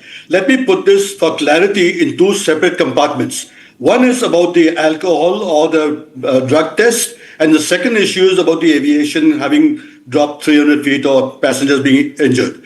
As far as the drug test is concerned, we pilots are not specialists in drugs and the human body functioning. Let the medical people establish which drugs are given. If there is any drug which is taken which impairs clear thinking at any point in time, is certainly not acceptable. I mean, you would want to believe that marijuana consumption does impair judgment. Yes, true. So if it was a breach of discipline and the drug has been taken which impairs your thinking, then certainly the strictest action should be taken against the pilot. But before that, let's investigate. Let's see what type of drugs are there. Sometimes even some normal foods which are polluted can give you some... So let the specialists decide on this subject. We aviation people cannot decide on this. Are you suggesting we should not debate this? No, we should debate. That's why I'm coming to the aviation point of view. Now, as far as the drug is concerned, if it is a breach, broken any rules, then yes, the strictest action must be taken. And there is no second chance whatsoever. Secondly, now as far as the aircraft are having sunk 300 feet, etc. First of all, you're making a big issue of 300 feet. In case of major turbulences, aircrafts have dropped not 300 feet, but 3,000 feet also. And there have been far severe consequences to the turbulence. Now, whether this has had turbulence, there are theories of the hydraulic failure, there are theories of the autopilot tripping. Let me, from the aviation point of view, let me explain to you, all our viewers, that if the autopilot trips during a normal flight, for whatever reason, it is not going to just drop 300 feet. It'll give you a warning. The pilot has to re-engage the autopilot, and that's about it. Now, why has it gone 300 feet? To my mind, what I believe could have happened, and there's also some theory that there was a stall warning indication. Now, why would you get a stall warning if the normal aircraft at that normal altitude is flying at about 300 knots? You cannot suddenly drop down to 100 knots straight away. It will take some time, and there must be some reason why it has happened. And if at all the speed has dropped, And that is why it is possible that the co-pilot who was handling the controls could have pushed the stick down to recover from the stall condition and keep the aircraft flying safely. And that is what could have lost the 300 feet, and that is what causes a negative G in the aircraft. And that's when all the passengers could have been hit on the ceiling and got injured also. So therefore, there are various things which are not clear at this point in time. Let's get some more evidence available. And once again, which is far more important than all this that we are discussing, is a passing reference to what Captain Randhawa made earlier, that the DGCA needs to be revamped. Not today. Randhawa is the president of the Federation of Indian Pilots today. We have put this up to the Prime Minister and all the aviation industries more than 35 to 40 years back, that we need an independent safety board, and the whole office of the DGCA needs to be revived and restructured. Why is it that today we are talking to the FIP? Why was the FIP formed in the first place? When we formed the FIP, there were no aviators in the whole office of the DGCA. DGCA had only bureaucrats. So you need specialists to understand these technical issues. And therefore, what Randhawa, I hope this issue is taken up very strongly by Randhawa and the FIP, and I endorse it very strongly, and go to the past references that we have also made to the Prime Minister on the same subject, that we must have an independent safety board, and safety board not of bureaucrats, not qualified people, but specialists who are trained in accident analysis. That is extremely essential. Yeah, sir, but there is one problem here. I'll tell you what the problem is. I want to bring in Dr. Vandana Singh, and we have a passenger here, sir. With due respect to you, we have a passenger. Passenger has been on that flight. Passenger has been witness to what happened, was, there throughout until the flight landed and they were taken to the hospital. And the problem here is with the human intervention. Okay, technical issues, we can debate it, let it be investigated, fine. But if I'm driving a school bus, and there are 50 school children in my bus, and if I have consumed marijuana, and if there is an incident in the bus that I'm driving, right, and there's a drug test conducted on me, and I test positive for marijuana not once but twice, there is a serious problem. Dr. Vandana Singh, it's as simple as that. I'll tell you what the problem also is. The problem also is with a response that came in, and let me read out that response that came in. I think I should read that out, because a crazy kind of a response that came in from the DGCA, right, on Sunday, where they said positive test doesn't prove pilot was impaired. Positive, I'm repeating that, positive test doesn't prove pilot was impaired. Toxicology and impairment are two different things. And we were also told by the DGCA that positive toxicology doesn't automatically prove impairment. I mean, what the hell are they smoking? Niranjan, a very good evening to you, and a very good evening to you, Abhishek, and to all the fellow panelists here. I want to just put something here as a perspective. Strict law is not about being harsh. I think it's about being fast. Not only do the rules need to be changed in the car, in the civil aviation requirements by the DGCA, the rules that are there since 1937 or what, I would go one step ahead and say there has to be a bill proposed for safety and accountability.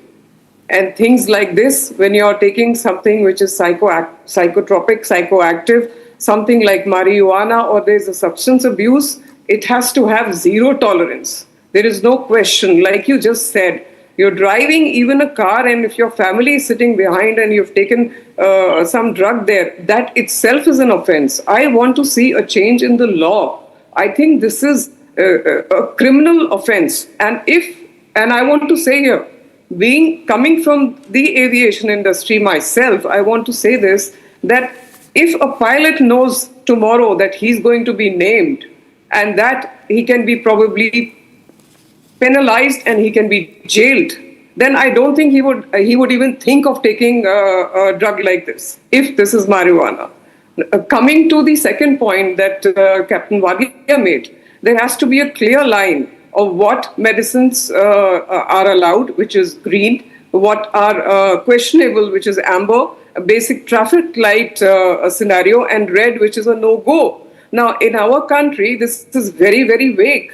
So I won't compare our rules and regulations same as to FAA. No, I think we are very slow. We do not penalize. We are just having suspension. There is no cancellation. It is suspension first, and then second instance, there is cancellation. I think the laws need to be very, very strict here. You're playing with lives of passengers.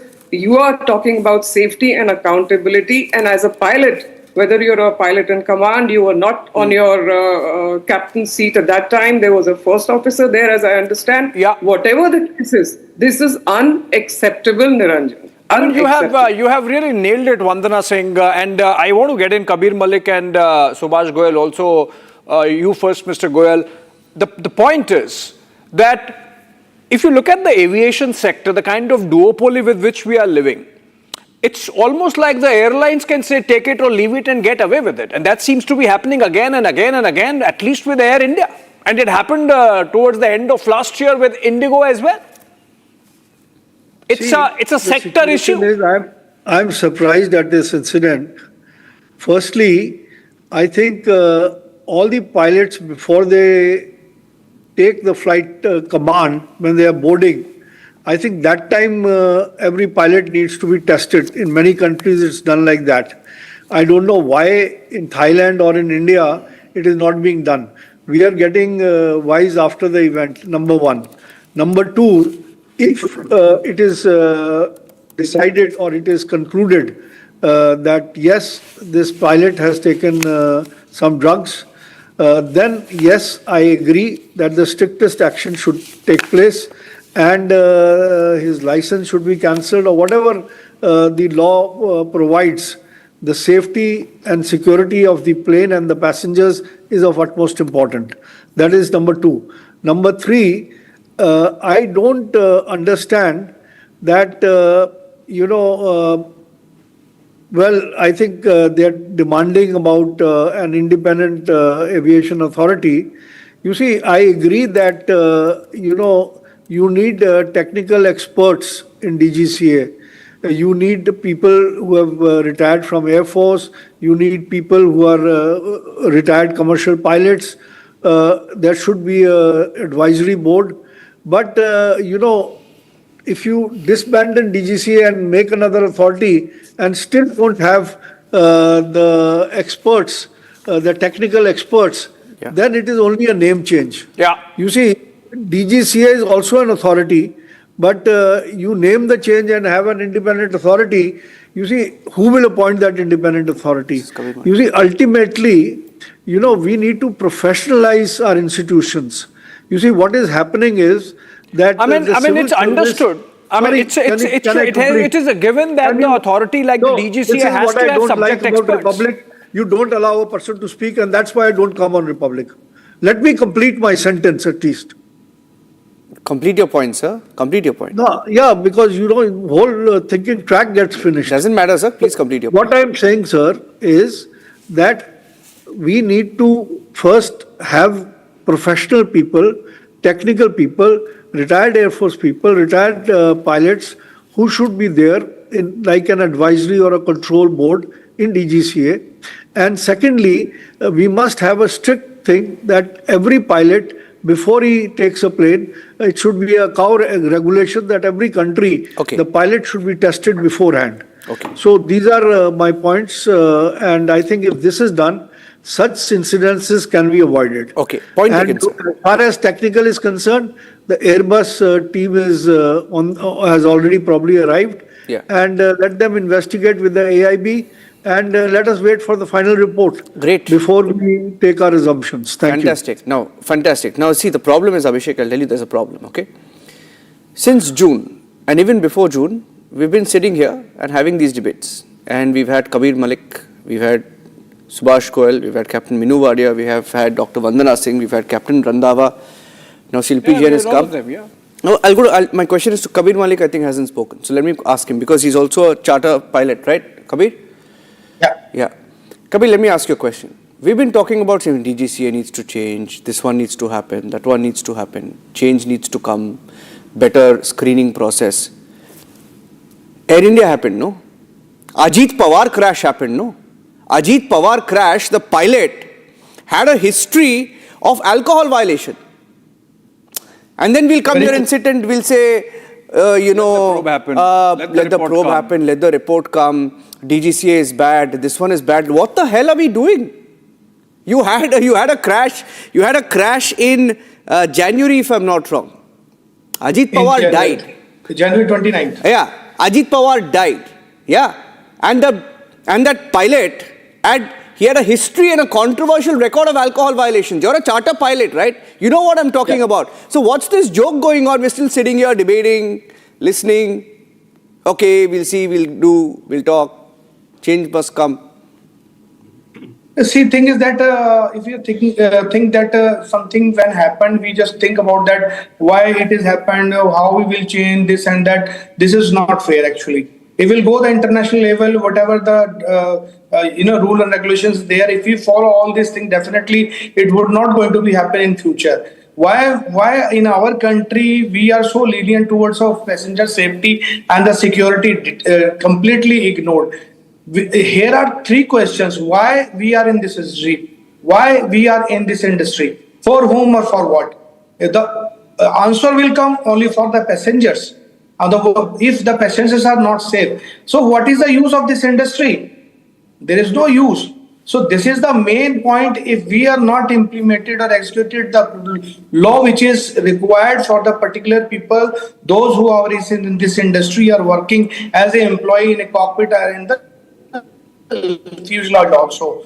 Things we have to look after very seriously, and things will be implement on them. And we have to maintain the medical logbook every and each employees by the DGC also and the Airport Authority of India as well as the airline also. And they have to be published weekly report on the online on the particular website, through that which every passenger can check the pilot's status, how and which condition they are flying, and what is the habitual status of their pilots actually.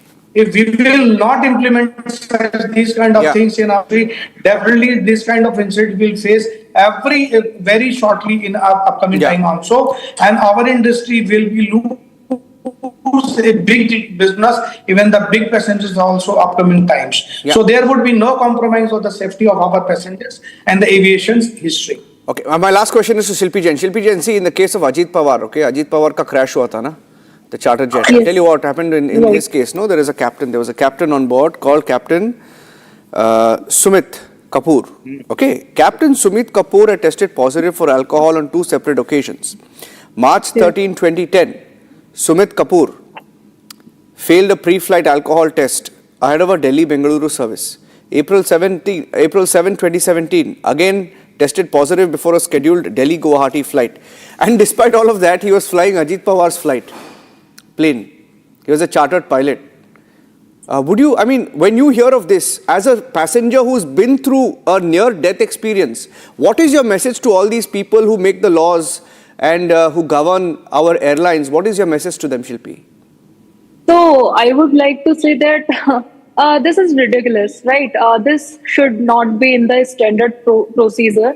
I think if someone is testing positive before flying the plane, he should not be permitted to fly the plane, because you are risking lives of many passengers, including yours. So I think this should be ruled out. If someone is testing positive, so they should not be flying the plane, because it was a near-death experience for me. It's a rebirth for me, and that is horrifying.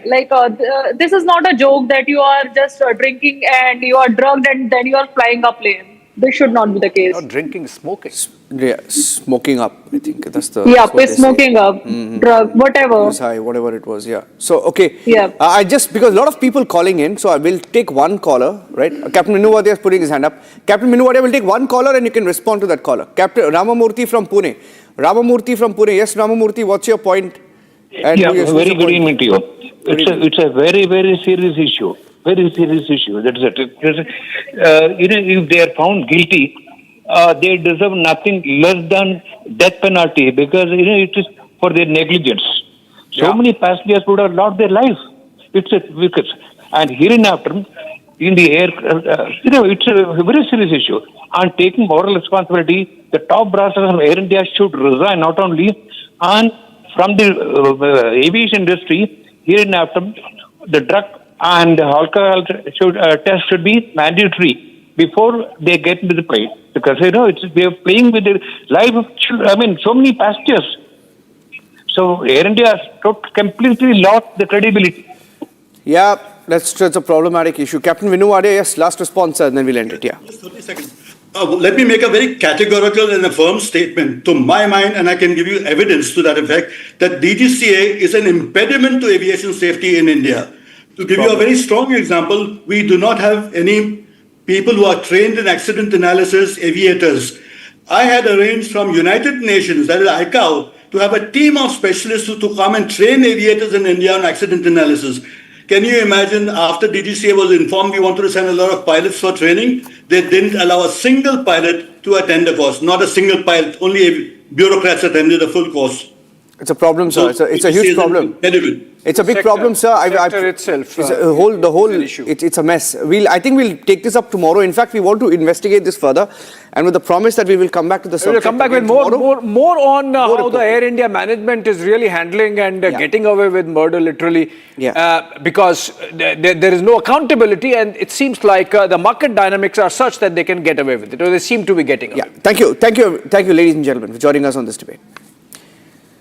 All right, the next subject this evening is from Tamil Nadu. Now, Tamil Nadu government, Abhishek, the Vijay government is in a big fix.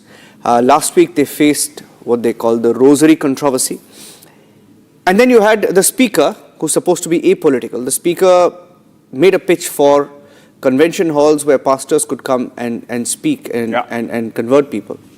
And yesterday, he was at an anti-abortion rally at a march, right?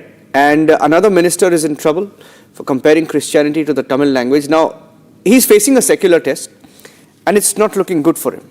Yeah, absolutely. And if you look at it, this Christian spin to governance that seems to be happening on the watch of Vijay has a certain basis to it. Is it to do with the chief minister's own leanings? Is it to do with the ministers pushing the envelope? Is it to do something with an institutionalized understanding in the Vijay camp that they should be doing it? Because remember, about the religious leanings of the chief minister and the religious leanings of the leader of opposition in Tamil Nadu today, there is a debate. And that's going to be our conversation after a short package on the facts of this story. The birth of yet another controversy. The TVK is now being accused of pushing the Catholic Church's agenda in Tamil Nadu. This comes after the speaker, Prabhakar, took part in an anti-abortion rally held by the Catholic Church. The Tamil Nadu Assembly Speaker echoed anti-abortion views by declaring that life begins at conception. He openly spouted Catholic views on abortion during the rally. Vijay came to power promising a secular government, and he is now silent at the controversy. The question now comes right at the time an FCRA bill is all set to pass in the parliament and the talks are going on. A state resolution was passed today asking for the FCRA to be stopped and not agreeable in the state of Tamil Nadu. Multiple Christian organization leaders met Chief Minister Joseph Vijay yesterday, and at the same time there is JCD Prabhakar he speaks about an anti-abortion rally, and in this speech he also mentioned that the life starts at conception and not after birth, and that this comes as a big question mark, and the BJP is now criticizing Mr. Prabhakar and asking, while the abortion process is legal, while abortion is completely acceptable in the state of Tamil Nadu and completely legal according to the medical records in India, why should the TVK leader approach Christian organizations and promote anti-abortion rallies? This is not the first time Vijay's government has been accused of attempting to push Catholic views in his administration. State Finance Minister Mary Wilson sparked public outrage for carrying rosary bead and a cross during the budget presentation. The big question now remains, is the newly inducted TVK government appealing to a particular religion and pushing its agendas in its administration?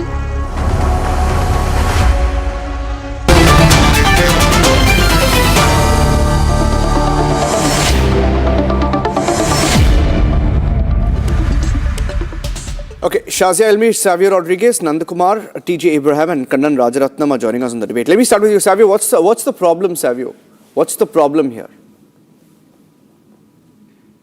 Well, I'm a little confused in terms of the intent of the Chief Minister of Tamil Nadu and his entire cabinet.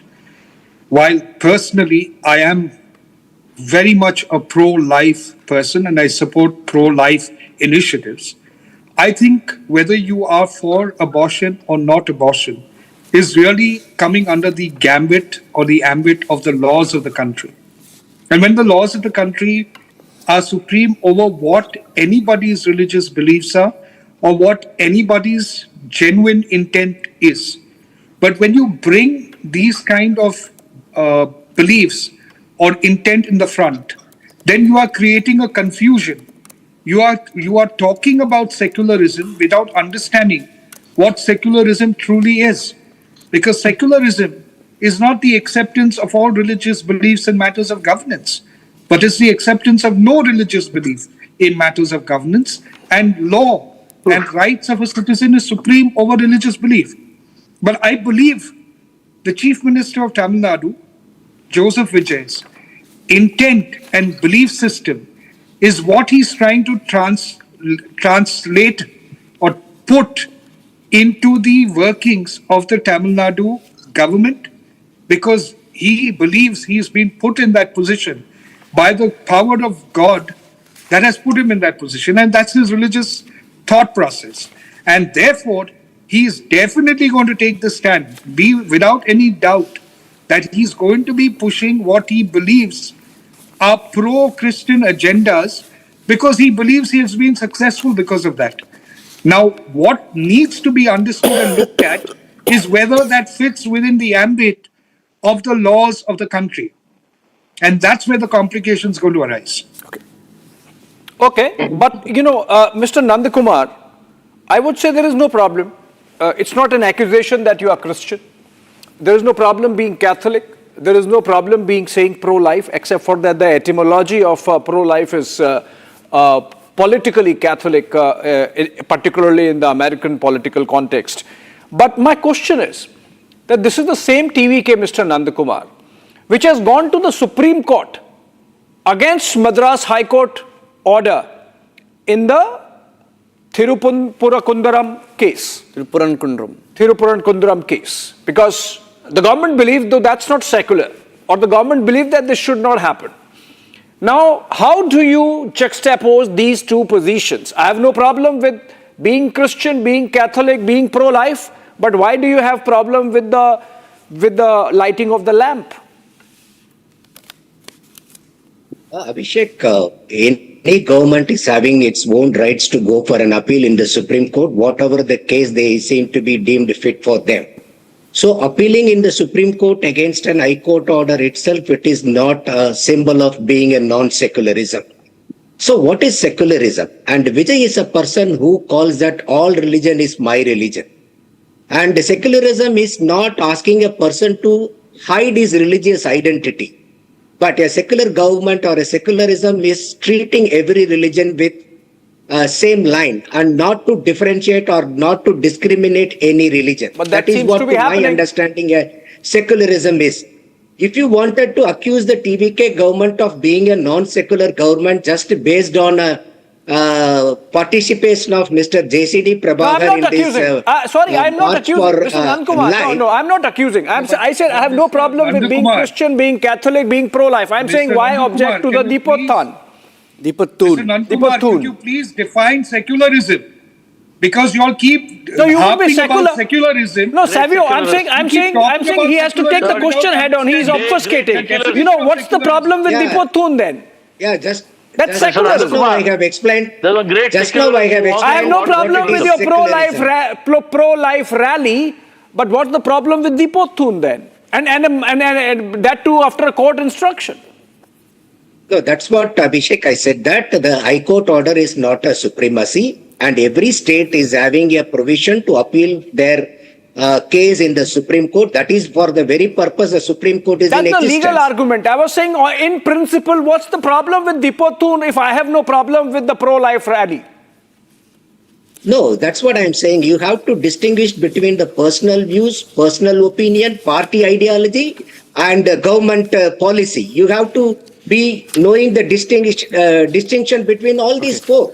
And here the JCD Prabhakar, he might be participating is one of his function, and even already the Health Minister of Tamil Nadu, Mr. Arunachal has already clarified that the state health policy is not to do anything with the statement that of but he's a Mr. speaker. JCD Prabhakar. Mr. Nandakumar, clarification has already come. No, but the problem is just he's a speaker. First of all, speaker should be apolitical. Okay. Now there is a problem. Okay, there is a problem when he's seen to be batting for a cause. Now, Shahzai, I'd like to quickly get your views on this. There is a problem when he's batting for a cause. 1 minute, sir. So 1 minute. Sir, 1 minute. What is wrong with you all? Sir, What are you trying to sir, say? One second. What are you trying to tell the world? TJ, 1 second. TJ, 1 second. TJ, there is a law in India, no? There is a law, no, in India? So first of all, there is a law in India or no? There is a law in India or no? Irrespective of the law. No. Irrespective of the law. Irrespective of the law. Irrespective of the law. I mean, how can you be irrespective of the law? Irrespective of the law, okay. Why not? So I just have to make Irrespective of the law, there are murders. Irrespective of the law, there are rapes. You'll be able to stop that? Pro-life. What's your point? Pro-life. 1 minute. No, there is no problem with pro-life. There was no religion there. Shazia is telling you the problem. She has a problem. yeah, Our party has a problem. First of all, anti-abortion. India, our constitutional democracy is run by rule of law. Being pro-life is not automatically unconstitutional. Anybody can hold the moral religious belief that you have. But the speaker is indeed a constitutional office holder. Now, he is not simply a private citizen. And if you look at the law, I'm talking about MTP. Let me finish. I'm not done yet. I'm not done yet. There is a law governing. Don't scream. Don't scream like a bigot. Allow me to finish. Let her finish and then you can. It's just good manners. I made your point. Now, India's abortion framework, there is an abortion framework in India, but it is not an unrestricted right to abortion. So we have to go with the MTP Act as amended. It does permit termination of pregnancy under specified conditions, and there are what you call the gestational, conditions. And the Supreme Court has recognized. You see, this is something I know a little something about. Wow. There is reproductive autonomy and decisional privacy, and that is also a very, very important aspect. So, and I keep saying this all the time. For this reason and many, many more, we have to have something like a UCC in the country and go by the law of the land. Because you're right, the pro-life mentality does interfere with a lot of women and lot of couples. Clarify if you're pro-abortion. Freedom. No, what do you mean? Clarify if you're pro-abortion. 1 minute. TJ, 1 minute. TJ, first of all, calm down. There is nothing wrong with someone. Pro-abortion. No, 1 minute. Abortion is something that the government. Laws allow for abortion. So what are you trying to achieve by asking someone, are you pro-abortion? Laws allow, no? Now, constitutional authority like the Speaker, Mr. Prabhakar, going for an anti-abortion rally you find fault with it because there is a law. There is a law governing the education system in this country. How did Anandi Ben go visit the women's hostels particularly and tell the Gorakhpur administration to interfere and do something, rectify? Who's the governor?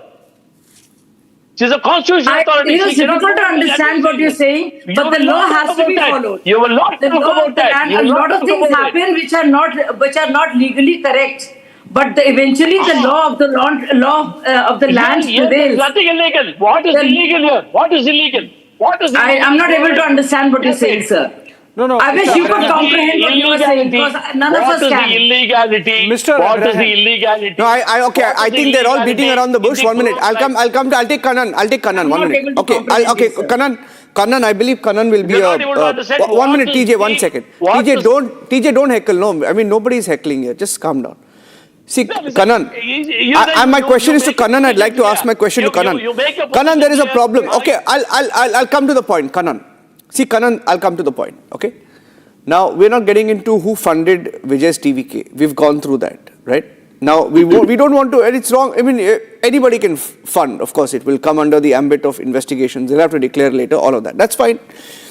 Now, there was a rosary controversy. Now, did I create a controversy? No. But was it raised in the assembly? Was it raised by political parties? Yes.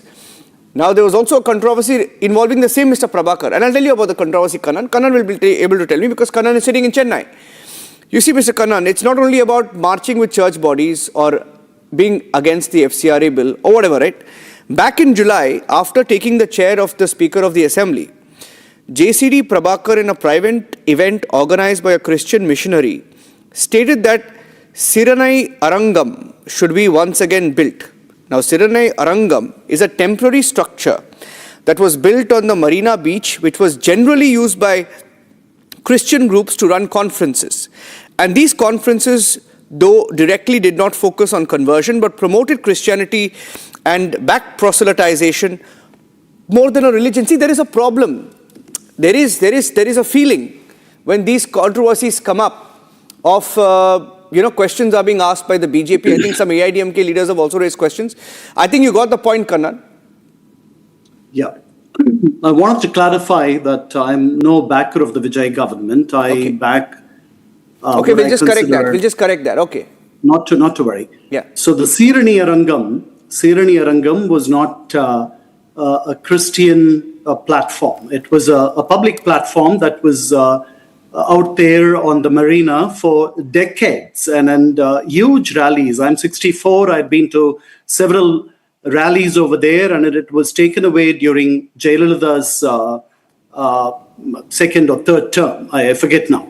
So it is not a bully pulpit for Christian missionaries. They also used it, but I remember it as a place where our tallest leaders like C.N. Annadurai and others took the floor. And then even Rajaji and Kamaraj in 1971 used that bully pulpit. Now, going back to JCD Prabhakaran is a very seasoned individual. I know him from a distance. It's unclear why he should wade into this controversy. I think when it comes to faith and so on, as somebody said, it's like your undergarment. You wear it inside.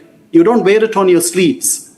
So he's a constitutional authority. He's an extremely seasoned individual. He carries the speakership in a very dignified manner. In fact, a speaker, the term speaker is a misnomer. A speaker should daily speak. Yeah. And he shouldn't be speaking and speaking his mind. Reportedly, he had said something. Yeah. It's said to be confirmed if he had said that life begins at conception, etc. But he said it. If he had said it, I'm sorry that he had said it. He shouldn't. He shouldn't. This TVK administration. Kannan, but life doesn't start at conception. Life doesn't start at conception. Kannan, you have your views. You have right to have your views. You have absolute entitlement to your views, but there can be different views. Also, my point is that there seems to be more than a coincidence in the speaker's position, in the minister's position, in the chief minister's position, in the establishment position in Chennai. And I believe we have run out of time. Otherwise, we would have wanted to ask some more questions of TJ. But Niranjan, yeah, I think there is definitely more than coincidence insofar as what's happening in Chennai with the Vijay government. Maybe at an opportune moment. In future, we'll come back to it. Completely run out of time. We'll go to the next debate at 9 p.m. That's on the FCRA bill. It's going to the JPC. It's taking the Waqf route. All about that coming up.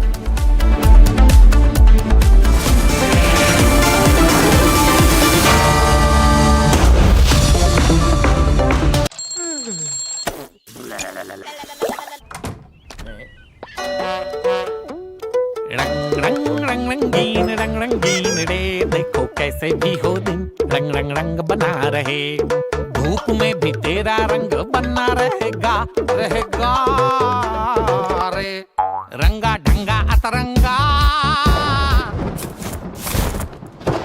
जो होना है वो तो होना ही है रंगीले, तू सदा मुस्कुरा, सदा सदा सदा मुस्कुरा। रंग रंग रंग रंग रंग रंगीन रे, देखो कैसे भी हो दिन रंग बना रहे, बोझ पेंट्स रंग बना रहे। Amity has been ranked India's #1 not-for-profit private university for 11th year, with top 10 ranked institutions in management, engineering, biotech, law, masscom, telecom, hospitality, fashion and more. Yet another top ranking for Amity University. जरा सोच के देखिए, आपके पास कुछ ऐसा है जो आपकी दुनिया बदल सकता है। जानते हैं क्या? आपका अपना सोना। सोना क्या नहीं कर सकता? सोना आपको अपने सपनों का घर दिला सकता है, आपके बच्चों का भविष्य बना सकता है। सोना आपकी हर इच्छा पूरी कर सकता है। तो भारत की सबसे बड़ी gold loan NBFC Muthoot finance से गोल्ड लोन लीजिए और फिर देखिए सोना क्या नहीं कर सकता। मुथूट फाइनेंस, जहाँ विश्वास ही परंपरा है। कॉल कीजिए 1-800-313-1212। केसरिया से मन जोगी हुआ रे, दिल झूमे देखो मतवारा हुआ रे। केसरिया से मन जोगी हुआ। हर पल मनाओ केसरी त्योहार। विमल, बोलो जुबान केसरी। पापा सॉरी यार, गलती हो गई है। ये चोट खर्चा वर्चा। अरे लास्ट बॉल पे छक्का भी तुम्हारा। छक्का? सब कैशलेस हो गया है। हाँ। ओ ला भाई मेरा बैट। वो अभी तो ठीक हुआ तू। अभी तो डिस्चार्ज हुआ यार। बैट किसका है? टाटा AIG है तो भरोसा है। बेस्ट हरा बोर्ड दिखाना। सबसे dependable century HDF premium plus. Trial लूंगा। श्योर। वाटर रेजिस्टेंट है, स्ट्रॉन्ग है, high density wood fiber structure, advanced German adhesive bonding, solid defense. Trial में पास। सेंचुरी के 40 सालों का भरोसा, हरे बोर्ड का असली boss. Century HDF premium plus.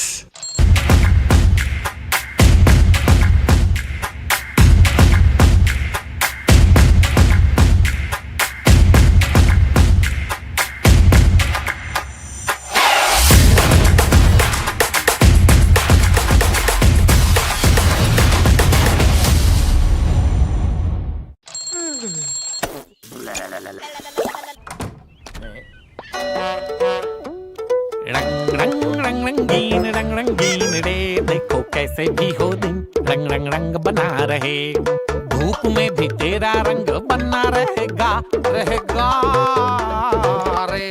रंगा ढंगा अतरंगा, जो होना है वो तो होना ही है।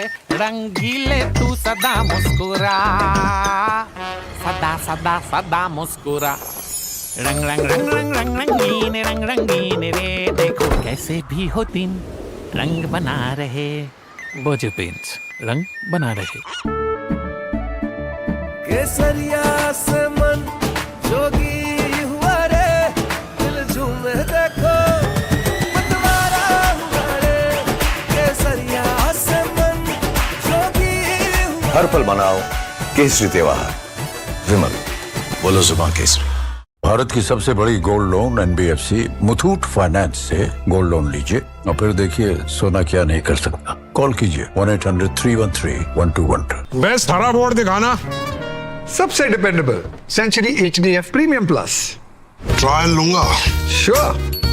वाटर रेजिस्टेंट है, स्ट्रॉन्ग है, high density wood fibre structure, advanced German adhesive bonding, solid defence. Trial में पास। सेंचुरी के 40 सालों का भरोसा, हरे बोर्ड का असली boss. Century HDF premium plus. वहाँ पे 5:30 बजे शाम को आज जो है बहुत तेज फैफ लड़ाया है। इस कारण जो है वहाँ पे एक बेली बेस था जो कि बह गया और वहाँ पे हमने इसको के लिए हम लोगों ने NDRF की जगह पे टीम भेज दी गई है। असलार और टीम चली गई है मौके के लिए।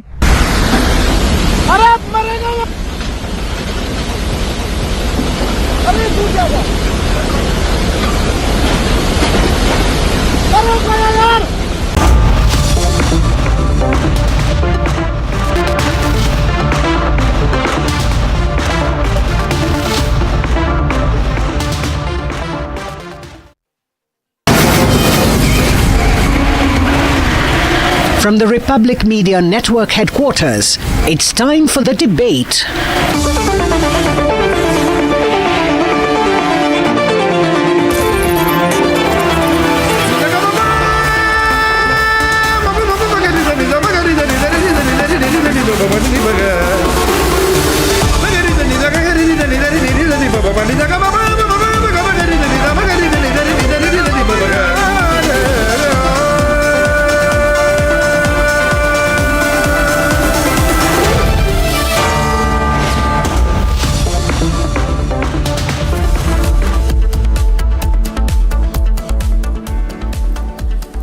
Thank you for joining us on the debate. Ladies and gentlemen, Abhishek and I, Niranjan, we are filling in for Arnab. He will be back on the show tomorrow.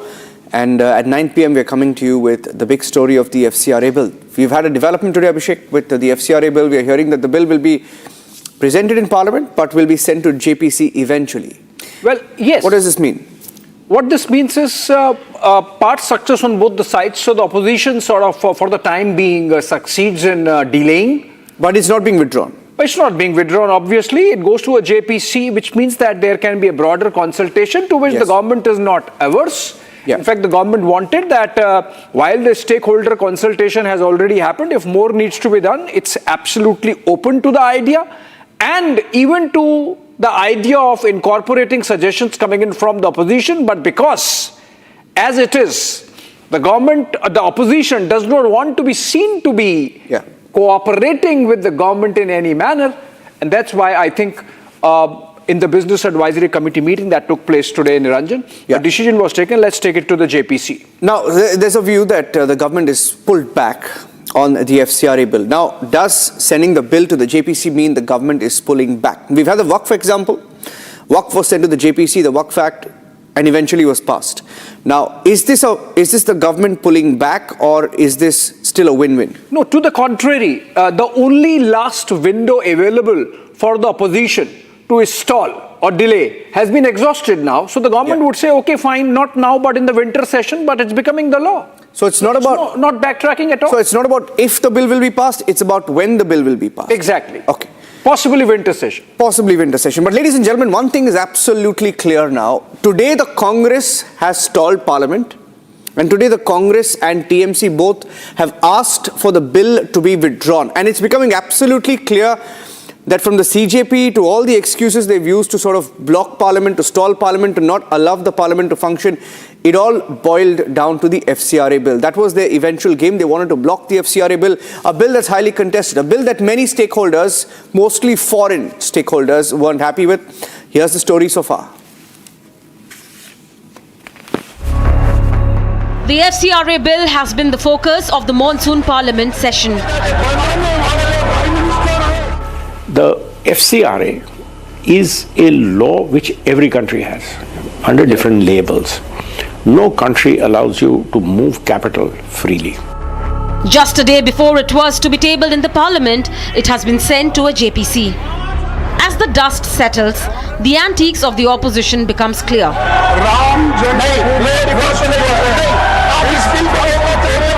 The plan was to stall the FCRA bill in the parliament. Abhishek, you had at the beginning of this parliament session, you had the CJP protest. You had attempts made to stall Parliament. I think it's become increasingly clear, even today when the BJP held a news conference, when the Home Minister, they wanted Home Minister to come in. Home Minister saying, okay, I'm coming in. He's ready for a debate. But they don't want the debate, right? It appears that the intention was to stall Parliament all along. Delimitation is not there. FCRA is the only significant piece of legislation now coming in, which is so controversial. It is now clear that stalling FCRA was the single agenda, perhaps, in this session. Is that now becoming increasingly clear? Well, moving of goalposts is something which the opposition has done this entire session, Niranjan. So it began with student protest, then it went to Dharmendra Pradhan, then it went to getting Amit Shah to speak in Parliament. Now the government has said, okay, fine, we are ready. Are you ready to face? They are saying, no, we are not ready to face the Home Minister. So I think opposition is painting itself, or rather has painted itself in a corner. What is it about the FCRA that spooks the opposition so much that they want the bill withdrawn? विदेशी पैसा आए भारत को तबाह बर्बाद करने के लिए जिसके लिए पैसा आए उसपे तो कुछ नहीं है, उसकी व्यवस्था है, कौन भेजेंगे कौन नहीं भेजेंगे, उसके नियम है, कानून है। डर किस बात? डर उसी को होगा जो उसका नाजायज है। Goalposts keep changing from demand of Dharmendra Pradhan's resignation to Home Minister to speak.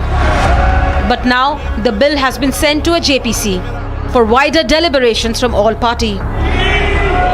This shows that the bill will surely be reintroduced again. The question is no longer about whether it will be passed, but a matter of when.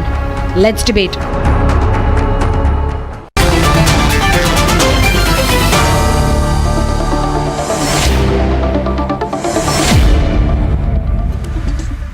Tuhin Sinha of the BJP, Ratan Sharda, Prabal Pratap Singh Jude, who is the national head of the All India Garvapsi Abhiyan. Now he is from Chhattisgarh, so he knows a thing or two about why FCRA bill is critical. We have Pankaj Sharma, who is a senior journalist and also pro-Congress. Advocate Tausif Khan, political analyst, pro-Trinamool Congress. Major Ashish Chaturvedi of the Samajwadi Party. Father Adrian Mascarenhas, who is the director of formation of Young Seminarian for Archdiocese of Bengaluru. He's joining us live. Okay, so Ratan Sharda, I'll start with you. You think the government could have done anything else from what they've done on this issue? Because there is a view that the government should have pushed ahead. They would have passed the bill. But that would have been, it would have been easy to do, but harder for everyone else to digest. Could they have done anything different in the case of FCRA? Niranjan, see, government could have pushed the bill through. There is no doubt it has got good numbers. It is a normal, simple majority bill. But point was, if the opposition wanted to paint itself in a corner, trying to stall the parliament with one reason or the other, one issue or the other, and they wanted people to know, because as you have rightly pointed out, Waqf was also taken to JPC. That didn't check anything, because ruling party has a majority there also. If they introduce something meaningful, it will happen. Otherwise, it will not happen. Waqf also, whatever crucial sections were there, they were all there even when it came again. So let them there say, but it is a one-step retreat which will bring it back. And but if this is the way they are going to stall every bill, the way they behaved with triple talaq, the way they behaved with CAA, they will not stop it, because their ultimate aim is to show that it's a lame government. They have to show that there is no governance. Entire efforts is to show that democracy doesn't work, because that will be the end result that people will feel. But the reason why youth are angry, we should realize, whether it's Jharkhand or Jantar Mantar, they feel that democracy is not working, because when people at home see the TV and see the cacophony of the Lok Sabha and Rajya Sabha, not any business being conducted, they feel frustrated. If the opposition feels that is going to change the face of the entire debate, it will not happen. And what is their opposition to FCRA? Do they want foreign agencies to influence Indian politics? Mehta has admitted that they have received funds for supporting certain handles and boosting them. Yeah. We know that there are links which have been shown in various NGOs which receive money. We had Manmohan Singh clearly saying that Kundakulam project, or we know that Sterlite project, they were all stalled with the help of church-backed missionaries. We know that. And as far as conversion is concerned, who brought the first anti-conversion bill? Mr. Shukla in Madhya Pradesh way back in 1950. So Nehru didn't want it, he brought it. And when they supported missionaries, what is the reason for is right to propagate equal to right to convert? That is why they are opposing. So this opposition, blind opposition, one is that they just simply want to oppose anything blindly. Second is to gain that small sympathy from the minorities. Does this bill hit the minority? No. It hits the evangelist industry. It hits the NGO industry, which is out to create instabilities I have seen in so many cases. And so what has church to do with it? On one side they say we don't convert, other side they say they are stopping. What is the freedom of religion for them? To convert people? So the question is that whether it's conversion, whether it's foreign agencies interference in the Indian constitution and Indian nation, people support it. And if they believe that trying to appease certain sections of the society, like they are doing in case of Tamil Nadu regarding abortion, they are actually taking the community back to some regressive ideas. I don't think it is going to work, whether it's delayed or not. This delay is only going to put more pressure on people to understand why these people are opposing it. None of the FCRA bill concerns anybody in India. And is it a crime to ask for following the law? Is it trying to ask for audited results? Is it that only missionary-backed organizations are being shut? No. The huge number of FCRA-backed organizations that have been shut now belong to many other associations also. So to follow law or to break law, is it some sense of pride? I do not understand. Is trying to say conversion by allurement, by fraud is correct? It's not. Is Changai Sabha the very wonderful way the Punjab people have been converted is a good idea? Not at all. So why are they supporting such regressive steps? And why do they want interference of foreign bodies through NGOs? They have to explain. Okay. Ratan Sharda, you have given broad contours of, you almost exhausted all the points I had for the debate, so I have to innovate. Now, let me go to Father Adrian Mascarenas and give him the opening remarks now. Father, just 2-3 broad questions and then you answer. Number one, given the fact that the Christian funding or church funding is just about 10 to 15% of the total funding that comes through the FCRA channel, is the Christian issue getting disproportionate share of the debate? Actually 10%. Yeah, 10 to 15%. It varies year to year. Second, we saw how things are changing in Tamil Nadu. We had a debate just a while back. And the manner in which the Christian issue is getting all the attention, you believe that the minority has the freedom that it needs to be heard. And 3, whatever outreach that has been made by the government with the Home Minister himself meeting Christian delegations twice in the last 1 month, you think the government is open to the idea of listening to you and hence it's a good beginning?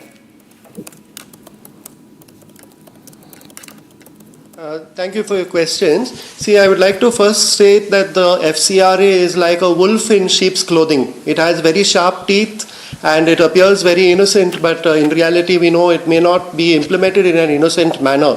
We have seen some Christian organizations being targeted and silenced, including organizations that tried to expose the human rights abuses in Manipur recently, and also various other human rights violations. So they are silenced precisely through use or misuse or abuse of FCRA provisions. But then what happened was the government realized that they can stop the FCRA, but they can't stop the work being done by the organizations. And so they have introduced new provisions now to stop the work by confiscating the assets of the institution and by totally halting the work by saying that if we don't renew your license, that means you forfeit all that has been built up by FCRA also. And so it is giving some extremely sharp teeth to the government, which can certainly be misused to target different agencies. Now, when it comes to freedom of speech, for example, there is a very thin line between political and non-political, and the regulations don't consider that. For example, if you are involved in human rights, is that a political activity? It can be in some cases, and there are no adequate safeguards for human rights defenders under this. Though there are conventions, international laws, but this FCRA provision is basically saying that you have no protection if you are receiving foreign funds. Now, one more important point. I want to fact check Father, but Father can... Confiscation of assets, there is no proportionate penalty. For example, if I have made a minor violation or a major violation, either way I can lose my whole institution with its assets or something like that. There's no provision for some small penalty. Okay, you have filed your report late, so maybe you pay a fine, and those provisions are not there. But rather, whatever the violation, you're going to lose your entire institution. Is that fair? And lastly, the question of whether it targets minorities, and that is not so much because of the wording of the law, but rather because of the way in which the law has been implemented in recent years. Now, just now following your YouTube chat on the side, beside the YouTube channel, the chat is popping up. There are so many instances of hate speech against Christians which are coming on your own YouTube channel on the side. And these are increasing, they are entering the public domain, they are entering the public discourse, and it's partly because of the anti-conversion laws and things like that, where people are demonizing the minorities and making us like some kind of monsters when we are trying to serve society, we are promoting education, healthcare and all. These are not being recognized. Now we'll be losing our institutions and all based on this. You mentioned one more point about the Home Minister. Certainly his assurances have some value, but he only said that there is no retrospective effect. He did not say that there is no future effect of these laws, and so therefore we have to take his words with caution. Thank you. Father, it is not a good thing to mislead people. Father, let me state a few facts for you. And I want Tuhin to come in on this. Father, a few facts for you. Because you said there's a lot of work. Yes, there is a lot of good work done by the church. Okay? And nobody is taking anything away, Father. But let me give you a few facts. And I want you to patiently hear me out. And Tuhin will respond to this because I just want to go one round to all speakers and then I'll come back to you. Point one, Father. Is it a coincidence that during the Kudankulam anti-nuke protests, the church technically had zero role to play? They shouldn't have played a political role. But as recorded in many websites, including websites that are Christian-backed, church served as assembly hubs and coordination centers during Kudankulam anti-nuclear protests. In Thoothukudi anti-Sterlite protest, the church played an active role in assembling people and giving support. It's been documented by even the Hindu. I can have this sent to you after this debate or during this debate. Third, during the anti-CAA and NRC protest... I agree with the... Yeah, 1 minute. Yeah, so let me complete my point, Father. Anti-CAA and NRC protest, the church played a role. National Council of Churches opposed government on CAA and NRC, even though it had nothing to do with Indians, legal Indians. Fourth, anti-FCRA protest, the church and you yourself are opposing the FCRA bill, calling it a threat to Christianity and minorities.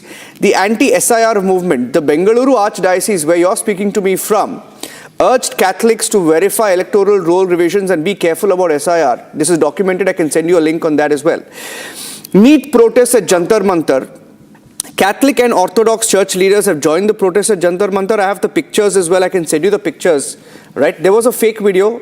Right? But there are genuine pictures of church leaders at the Jantar Mantar protest. Everybody has the right. It's a freedom of choice. It's these great. Are all legitimate exercises. Exactly. Freedom Great. Of speech. I'm making a point. Freedom of speech. I'm making a point, Father. Father, I'm making a point. I'll tell you what. Freedom of speech is good.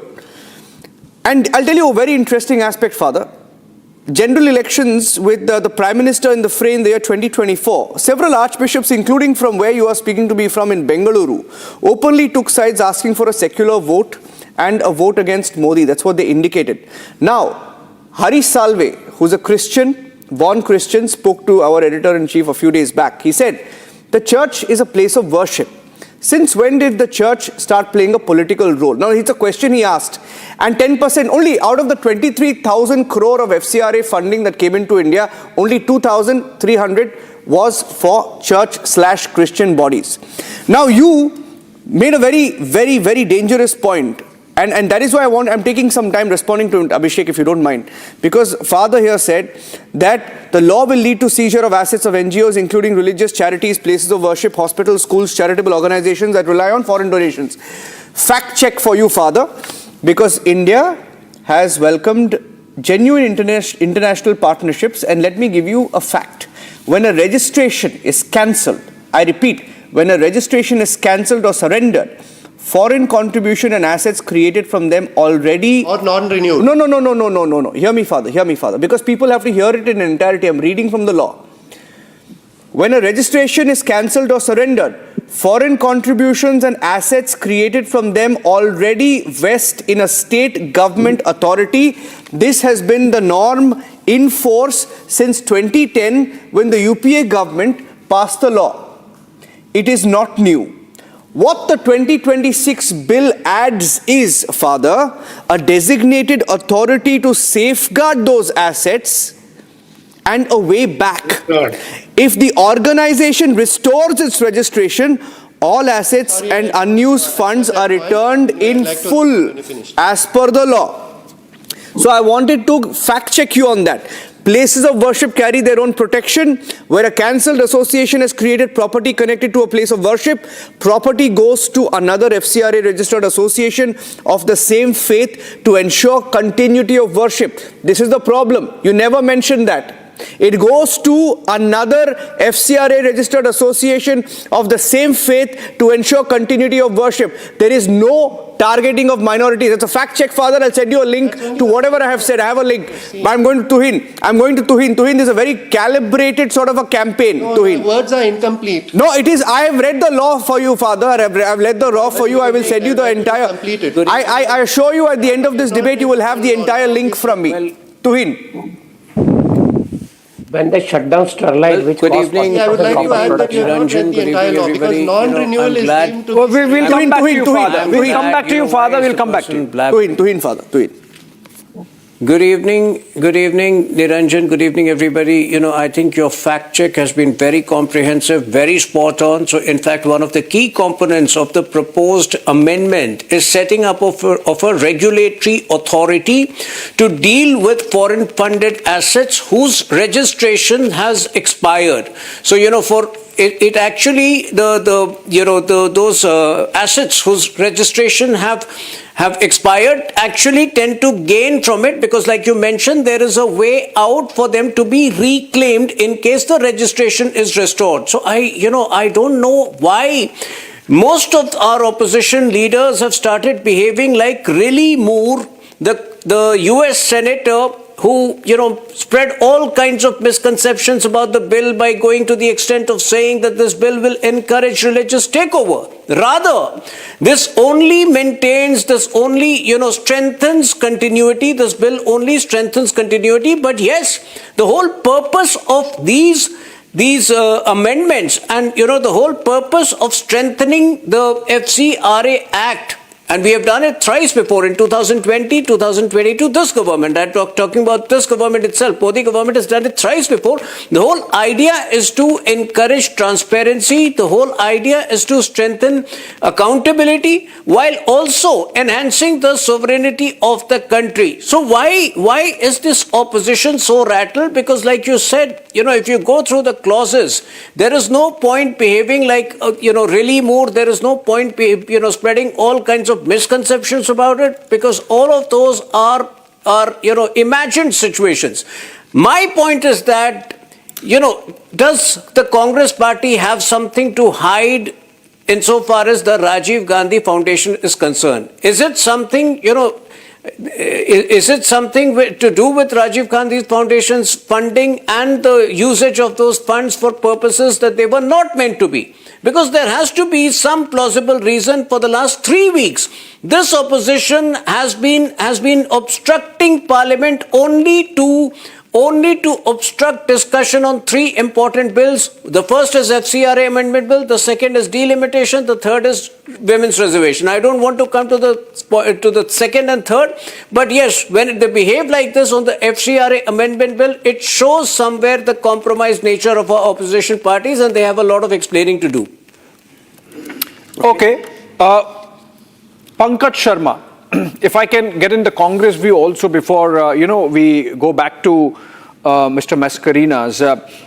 Pankaj Sharma, the Congress is guilty on 2 counts in this debate. One, of course, moving the goalposts, keep moving the goalposts. And second, having a zero-sum game mentality. I mean, in the sense that the Congress says, just don't bring it. Now, the reason why this is problematic, Pankaj Sharma, is because some of the provisions insofar as end beneficiary is concerned are to make our laws compliant with FATF, for example, Financial Action Task Force. It's a UN body, it's a UN mandate. Now, why the Congress party would object to that? It is about terror funding. It is about channelizing of funds using certain mechanisms of routing money for these illicit activities. The FATF wants those changes to be made, and they are getting reflected in the FCRA. Why should Congress have this very zero-sum game mindset? Nobody supports terror funding. Nobody is in favor of terror funding. Tuhinji is asking why opposition is rattled. Opposition is rattled because this bill was never about foreign money.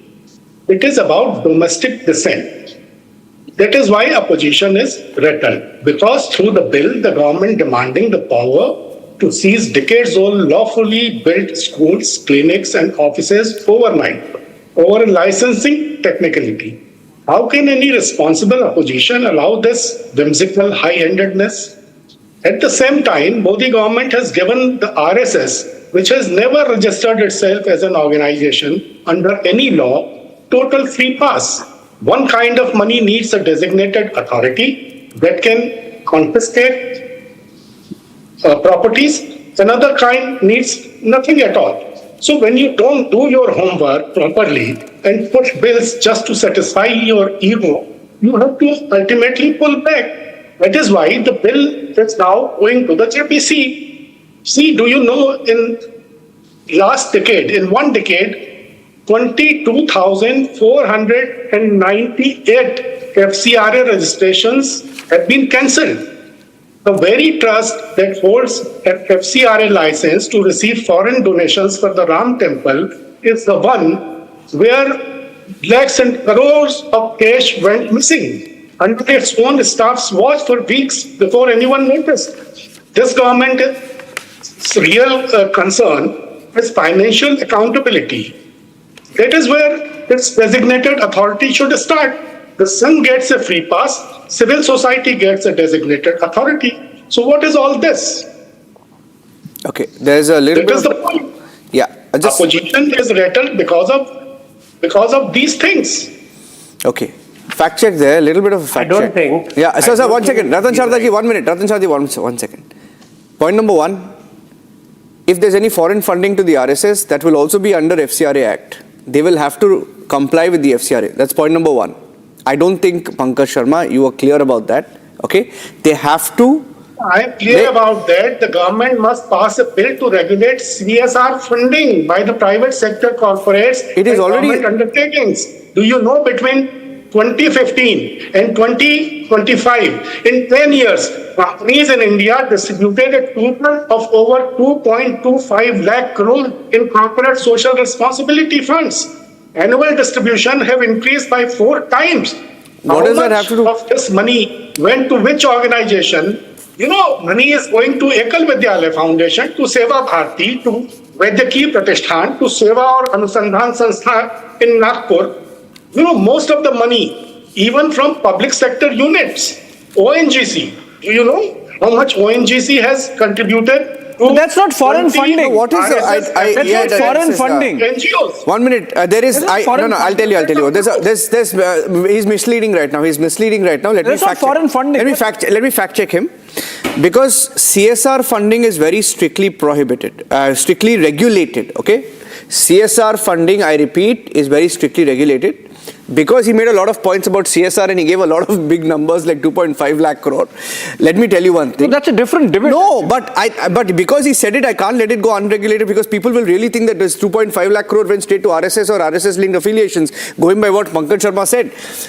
In India, it is governed by Section 135, Schedule 7 of the Companies Act 2013, launched, formed, passed by UPA government and the Congress, which Pankaj Sharma himself has supported and is a part of. Okay, and it is really wrong for him to say that and get away with it. Now he made another point, Abhishek, that about the RSS. The RSS will also have to, he's saying something. What are you saying? What are you showing, Ratan Sharda? What are you showing and what is it? I am showing a simple table. Pankaj in his enthusiasm has given some very wonderful figures. This is by a CA, the comparison of remittance versus CSR spends, FCRA. 2012-13 was 12,614 crore, CSR was 3,367 crore. 2018-19 remittance was 19,764 crore and CSR was 17,000. And in 22-23 remittance by FCRA was 22,085 and CSR was 27,141. Not the kind of fancy figure as his anyway. That's apples and oranges, Ratan Sharda. It's not about foreign funding is different ballgame altogether. I am talking foreign funding versus CSR. Last time in one debate, a cleric was saying that we are getting money because local companies don't have enough funds, and this disproves the idea that Indian people don't give money for the social work. That was his claim. So he has to go to foreign agencies because we don't collect enough money for these people, which is totally wrong. Secondly, RSS has no foreign account. It gets no foreign money. If it is caught with the foreign money, they can charge under any section they have for, Hawala or whatever. But the fact is, every NGO, every allied organization, volunteer association, allied with the thoughts of RSS is registered. Very few have FCRA licenses. 80% of some affiliates overseas registered and published records. 97 of 107 in the US, 23 of 26 in the UK. Those US charities sent an estimated 2,800 Okay, Pankaj Sharma, just let him complete. I don't expect him to heckle. He's a senior person. No, Pankaj ji, let him complete. We'll come back to you. We have enough time. Many years. We have enough time. We'll come back. The point is, all their accounts are audited, or they are equally open to. Washington lobbying firm. RSS paid Washington lobbying firm, which also represents Pakistan. Please go ahead and put a case in the court. I don't believe it. You can say that. Go ahead and put a case in the court. I am saying you talked about FCRA. You talked about FCRA. नहीं, आप एक ही बातें मत बैठिए ना. आपने FCRA की बात की. मैंने आपको कहा कि FCRA का फंड से ज्यादा CSR जमा करता है. मैंने कहा कि RSS से रिलेटेड कोई भी ऑर्गेनाइजेशन जो भी FCRA में डील करता है, सारे ऑडिट होते हैं. अगर नहीं होते उनको भी बैन लगता है. So government is very strict about FCRA, and of those accounts that you talk about, maximum money still goes to the people who are into this business of NGO funding, not into people who are doing genuine work. And if I do a genuine work and somebody donates to me, why is you have a problem? You don't have a problem with church, which stopped Sterlite Industries, which gave 40% of copper to India. It was stopped. Who got benefit? China got benefit. Use your people, church-backed NGOs stalled Kundakulam as far as Kudankulam cried over it. Also, for alternative energy in Northeast, they are the wolf in sheep's clothing. They have backed separate organizations in 1950s. Also, are they saying that there is no such role of this church in Northeast? It is there. So all this decency and all comes on TV. It looks very nice, civilized debate in cities. You go to Northeast, see the real face of church and what they are doing. So FCRA attacks those kind of people, not people who do genuine work. So also, this crying about victimization is totally falsehood. I don't believe in that at all. And US has a FARA Act. Why can't we have an act? Why does USA interfere in my FCRA, and why other organizations are supporting US in this false accusation, false suppression of India's own sovereignty? Why are they supporting USA? That is the question. What right does Foreign Minister go to Mother Teresa's seminary or somewhere else to show that they are supporting these organizations? Is USA supporting the church directly or indirectly? Is it right for a government to support religious organizations of other countries while they have FARA, we have FCRA, but still they come interfere in our internal affairs? That is my question. Why Congress is playing with them? Sir, Ratan Sharda, the US of course is interfering both directly and indirectly on this issue. It's not secret. Yes, right? of course. And Pankaj Sharma, you say RSS might or might not be getting money, but the point is Congress got money. Both the Rajiv Gandhi Foundation and the Rajiv Gandhi Charitable Trust, right? It's a documented fact. It's on the record, on the floor of the parliament, that the Home Minister of the country has said that these two trusts associated with the Congress/Gandhi family got the money. It was on the website. Yes. It's on their own website also. So, I mean, it's not, and the Chinese money, Zakir Naik money, I mean, later banned for terror activities. 20 organizations directly affiliated to RSS got around 700 crores from ONGC or not. ONGC is not Zakir Naik Trust. ONGC is not Timothy Foundation. 29 crores. ONGC is not foreign funding. No, let me tell him one thing. Abhishek, just 1 moment. No, he's lost. The biggest hospital. The biggest hospital. ONGC is not foreign funding, Pankaj Sharma. Chinese embassy is foreign funding. How much of if RSS inspired organization is running a wonderful hospital in Assam where nobody was ready to run a hospital. And by the way, organizations support a good cause. I think we have to get I want to bring in Tausif 1 second. Tausif hasn't spoken and Mr. Chaturvedi hasn't spoken, right? Is ONGC giving some free funds? He's completely. That's a warped argument. I think it's completely warped argument. Because if we're just discussing foreign funding, Ratan Sharda, don't fall for the trap. It's apples and oranges, not CSR and not ONGC. It's okay, fine.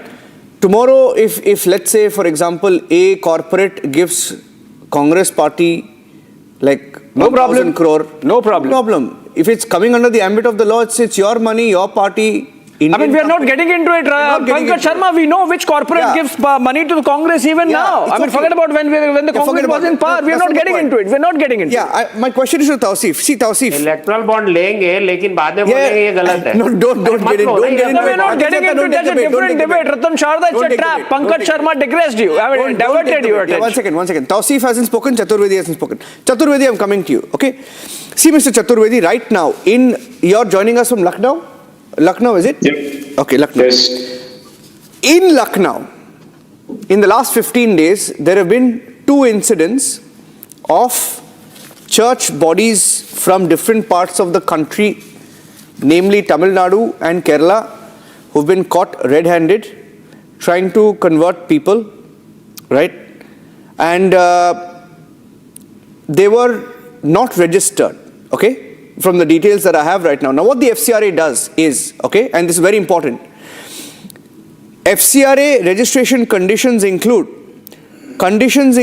no conversion by inducement history, no communal disharmony, no sedition advocacy, public interest tests, etc. Now, why am I saying this? Not only because of Lucknow. We did an investigation, a sting operation. Our reporter went from Bengaluru, where we caught the Timothy Initiative. Timothy Initiative is a US North Carolina based NGO. We tracked them down in North Carolina. They've shut their doors now after the investigation began. 100 debit cards of Timothy Initiative, a bank called Truist Bank, an Indian called Mika Mark coming to India carrying debit cards was apprehended, and they found out that the money from this Timothy Initiative was withdrawn in Chhattisgarh, in Bastar and Damtari. How much, Ranjan? 6 crores. 6 crores from one ATM. And lo and behold, 100 meters from that ATM, there is a church called the Mennonite Church, whose FCRA was cancelled about 3 to 4 years back. And to investigate, our reporter goes inside Mennonite Church. And you know what happens? Chaturvedi ji, our reporter goes inside Mennonite Church in 2 minutes. She's asked whether she's single. She's asked whether she wants to change her faith. She's told Hinduism is bad. And then they try to even set her up with another person. And all of this is on camera. We've played the FCRA files. I can send you the clip. It's an investigative sting operation. Now, that is what is mentioned here in the FCRA rule. I have the FCRA Act in front of me. It says, registration condition, no conversion by inducement history, no communal disharmony, no sedition advocacy, no public interest tests, etc. This is why the FCRA license of this church called Mennonite Church, for example, was cancelled. They've got several crores from America over the years. So please tell me, why should Americans send money for people to be induced in parts like Chhattisgarh? Okay.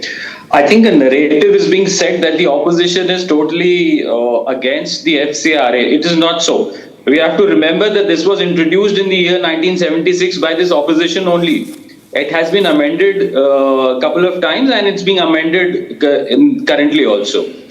But we have to remember that, okay, we do not want, firstly, the law already exists that any kind of induced conversion in the name of religion or caste or anything is not permissible. It is illegal. The law already exists. So, of course, anybody doing so should be tried under the ambit of the law. That is perfectly all right. We're okay with that. Now, there's one point, interesting point which I want to raise. The FCRA is about money coming into India from outside. Correct. Yes. But interestingly, the money which moves outside India, from India, say to Swiss Bank, in the last couple of years, especially from 2014, if you see, it has almost doubled. Where are you getting this fact from, sir? You can Google it. No, there is a law for that, you know. There is Prevention of Money Laundering Act, there is FEMA, those provisions are there for that. I'm just giving an update that yes, In the last 12 years, the money which has moved from India to Swiss banks has nearly doubled. Fact check. No. How is it connected? No, 1 second. No, it's no. 1 second. No, 1 second. Again, digressing. No. Fact check. I'm doing a fact check.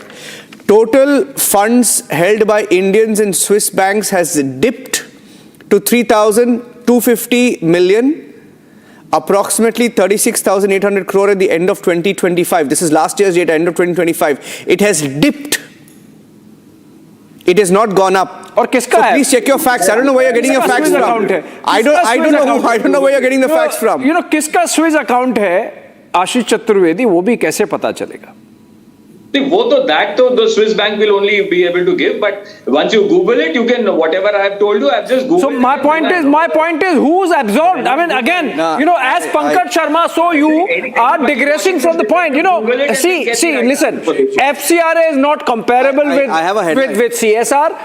FCRA is not comparable with PMLA. Those are different issues, different topics. Zoom कीजिए, headline zoom कीजिए, headline zoom कीजिए. आशीष को दिखाइए. Indian money in Swiss accounts. Indian marine full frame दिखाइए हमको. 8%. अरे full frame दिखाइए ना आशीष जी को, दिखाइए. बड़ा फ्लैटली झूठ बोलते हैं. मैंने गूगल करके ऑलरेडी देखा भाई, आप भी एक बार गूगल कर लीजिए. अरे देखिए ना, ये आप you don't believe Republic, you believe money control. Full frame जाइए इस पे. हेडलाइन दिखाइए और जूम इन कीजिए. नहीं और जूम इन कीजिए इसको. नहीं और जूम इन कीजिए. हाँ, क्या है ये? क्या है?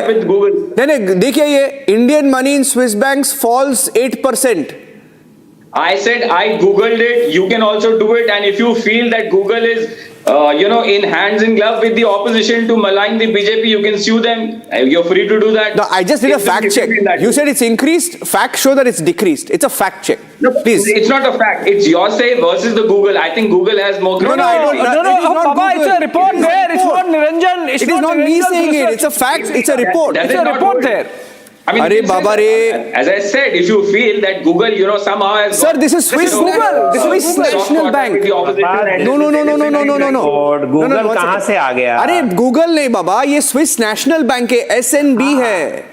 मेरा डेटा नहीं है, Swiss National Bank का डेटा है. इनको डिबेट भटकाना, इनको डिबेट करना ही नहीं है. That's why I'm saying, Ratan Sharda, don't fall for the trap. Don't fall for the trap. नहीं, अभी हमारे बहुत सीनियर वो कह रहे हैं. मैं एक बात आपसे पूछना चाहूंगा. आपने फाइनेंशियल ट्रांसपेरेंसी की बात की. आपने 2 ट्रस्ट बनाए, एक राम मंदिर ट्रस्ट है और एक पीएम केयर्स फंड. वहीं आ गए. दोनों ही आरटीआई के बाहर रखे हुए हैं आपने. क्यों? अरे बाबा, it's not FCRA. It's RTI. We are not debating RTI today. We are not debating PM Cares Fund today. We are debating FCRA. In a certain topic, why others are? Can I make an important point now? अरे but वो foreign funding नहीं है बाबा, हम foreign funding की बात कर रहे हैं. Okay, no, I'm not allowing this digression. No, not allowed. Not allowed. Not allowed. By the way, that BJP can do sell anything. By the way, okay, you ask a question to BJP. Can I, Niranjan? No, you ask. He's very upset with BJP. You please ask a question to BJP. If you talk of financial transparency, it applies to all. Is it not? बाबा, ये financial transparency का debate. अरे तो probe हो रहा है ना, probe हो रहा है. Do you know there is an SIT? There are 8 arrests, 9 arrests that have already happened. Probe हो रहा है. उससे डरना क्या है? Anyway, let the BJP answer. Let Tohin answer. Niranjan, I am waiting for,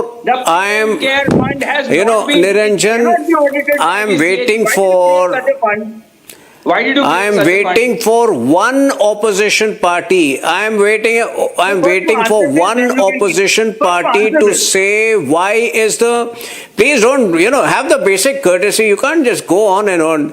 Niranjan, I'm waiting for one opposition party to say that the proposed amendment to FCRA bill is not as stringent as the FARA Act in America. When will we have a more responsible opposition that can stand up for national interest? Do you know the provisions of FARA? Any country which wants to protect its sovereignty will be vigilant insofar as foreign funds are concerned. And whenever we talk about foreign funds, they try to deflect attention, they try to change goalposts, they come back to PM cares, they come back to ONGC. Is ONGC for an undisclosed, mysterious foreign fund? You know, the logic of this. You are also falling in the trap. I want to pull it back. I want to pull back the debate to FCRA, please. I want to pull the debate back to FCRA. Tausif, okay, pull back both of you. Ashish Chaturvedi, Tuhin, please pull back. Tausif, bring Tausif in. Tausif, okay. Ashish Chaturvedi, please pull back. Tuhin, please pull back. We are coming to the last 5 minutes of the conversation. I want to go back to Mr. Mascarina also. No, Tausif hasn't spoken. Okay, I'm coming to Tausif. Tausif, are you a nationalist? What Father Mascarin says. I'm coming to Ratan Sharda. I have a live case with me. Sharda, please. Tausif is not a nationalist. Ratan Sharda, please. Tausif, are you a nationalist? I'm asking. Are you a nationalist? Do you love your country? What question are you asking to? No, let me answer. Tausif. No. Do you love your country? You are a nationalist. You would want a sovereign India, right? Self-certify before the Republic News Channel, or am I seeking a certificate from? I'm just seeking your views about your own nationalism. You're a nationalist, right? You can say you're a proud nationalist, like I am, like Niranjan is. Everyone on the panel is, no doubt about anyone. You are a nationalist. You love your country. You want India to be a sovereign nation. How can we allow American senators and congressmen to determine what India's parliament would legislate? On that issue alone, you should have a view. Well, if I don't think that senators will determine what India should legislate, but as a matter of fact, President Trump determined when we should stop our Operation Sindoor. We cannot shy away from that. So you see, talking about the FCRA, the Home Minister, and correct me if I'm wrong, gave a media bite saying that this is important because it will put a curb on foreign funding to a group of people who are engaged in doing religious conversion. So basically, the political ploy that the BJP sees, they are playing it out. Or even though the stated reason is something else in the law. If I have to criticize the law, there are provisions in the FCRA bill which gives arbitrary power to the government at the will of the government. Any license can be cancelled. Any license can be delayed from getting renewal. And while the government is trying to delay the renewal, the designated authority can take over the property. What kind of law is that shows the arbitrariness embedded in this law, which is one reason why legally this is being challenged. Socially, if I say, factually incorrect. Even the Article 25 of the Constitution gives right to everyone to propagate their religion. Therefore, you cannot dictate that Christians should not receive funding from outside India, or Muslims should not receive the zakat fund from the Gulf countries.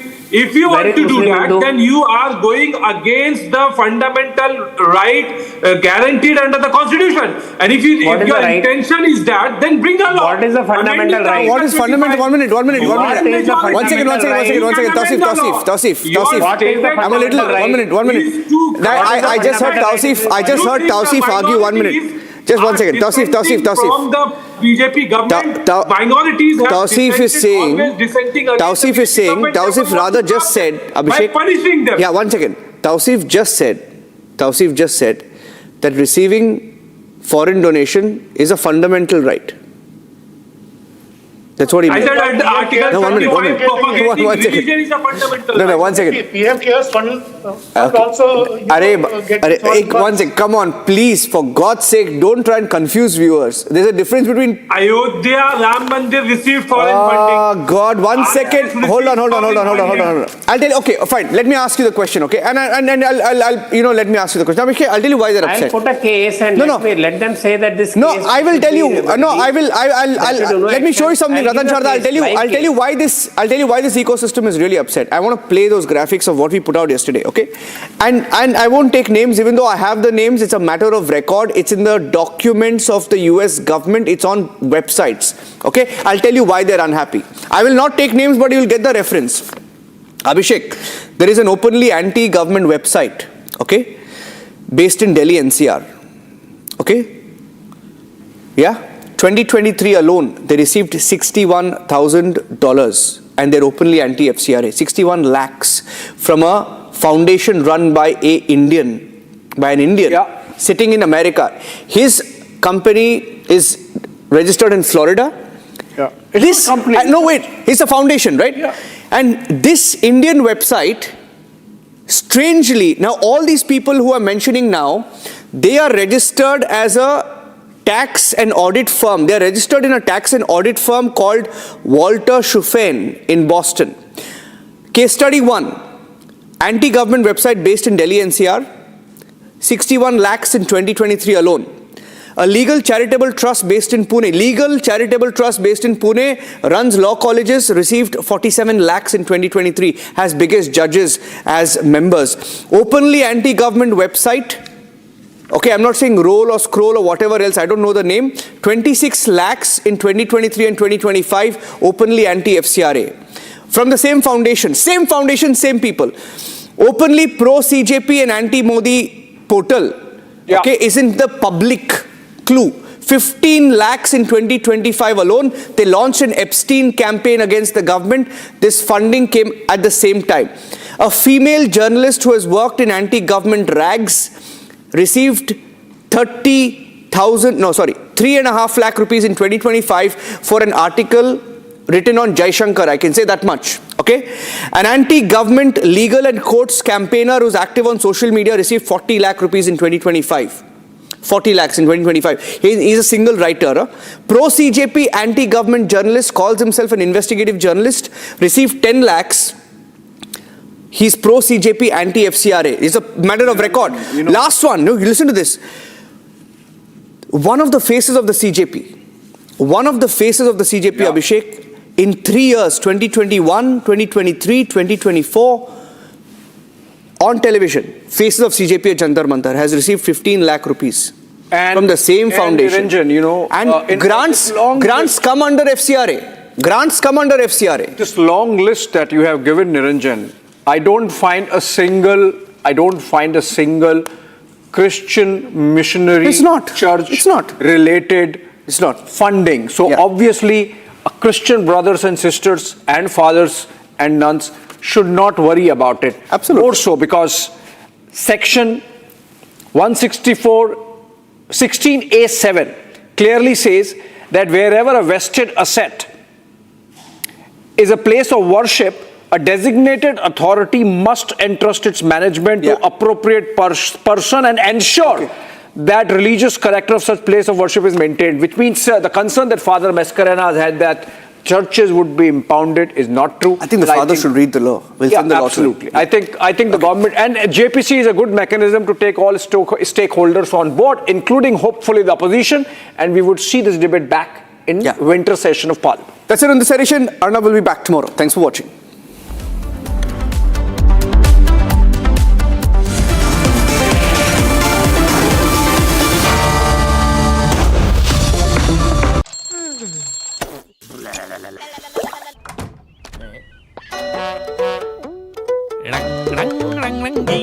रंगीन रे देखो कैसे भी हो दिन रंग रंग रंग बना रहे धूप में भी तेरा रंग बना रहेगा रे रंगा ढंगा अतरंगा जो होना है वो तो होना ही है रंगीले तू सदा मुस्कुरा सदा सदा सदा मुस्कुरा रंग रंग रंग रंग रंग रंगीन रे देखो कैसे भी हो दिन रंग बना रहे बोझे पेंट्स रंग बना रहे Amity has been ranked India's #1 not-for-profit private university for 11th year with top 10 ranked institutions in management, engineering, biotech, law, mass comm, telecom, hospitality, fashion and more. Yet another top ranking for Amity University. I wake up wearing someone else again. Don't let it slip. I'm losing control. I don't wanna be safe anymore. Underneath, there's a Finding myself. That's my moment of Sarah. Papa. Sorry यार गलती हो गई है ये चोट खर्चा वर्चा। अरे लास्ट बॉल पे छक्का भी तुम्हारा। छक्का सब कैशलेस हो गया है। हाँ ला भाई मेरा बैट। वो अभी तो ठीक हुआ तू। जो डिस्चार्ज हुआ यार। बैट किसका है? टाटा AIG है तो भरोसा है।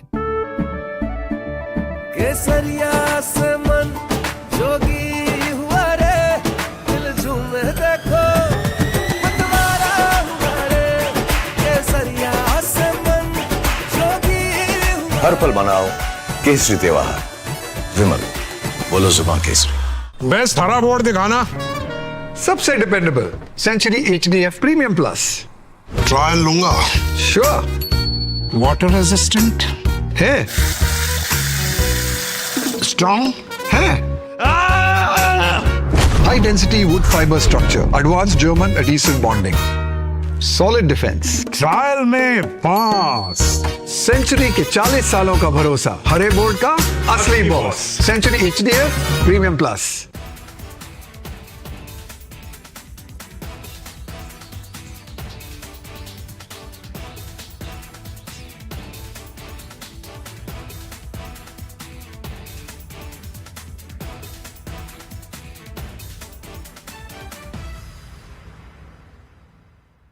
Umpteen number of times the Modi government also has taken resort to whenever the bill.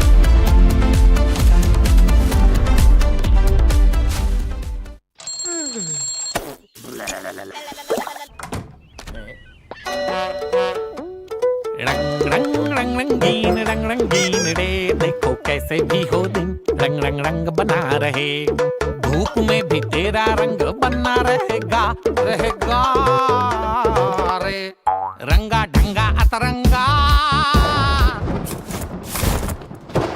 जो होना है वो तो होना ही है रंगीले तू सदा मुस्कुरा सदा सदा सदा मुस्कुरा रंग रंग रंग रंग रंग रंगीन रे देखो कैसे भी हो दिन रंग बना रहे बोझ पेंट्स रंग बना रहे।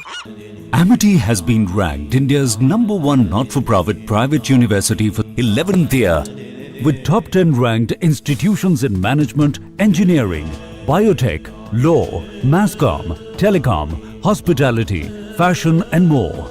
Yet another top ranking for Amity University. AU savings account में मिलते हैं amazing benefits, paperless banking and higher interest, वो भी हर महीने। Money money money money every month. सोच बदलो और बैंक भी। पापा सॉरी यार गलती हो गई है ये चोट खर्चा वर्चा। अरे लास्ट बॉल पे छक्का भी तुम्हारा। छक्का सब कैशलेस हो गया है। हाँ ला भाई मेरा बैट। वो अभी तो ठीक हुआ तू। जो डिस्चार्ज हुआ यार। बैट किसका है? टाटा AIG है तो भरोसा है। बेस्ट हरा बोर्ड दिखाना। सबसे dependable century HDF premium plus. Trial लूंगा। श्योर। वाटर रेजिस्टेंट है, स्ट्रॉन्ग है, high density wood fibre structure, advance German adhesive bonding, solid defence. Trial में पास।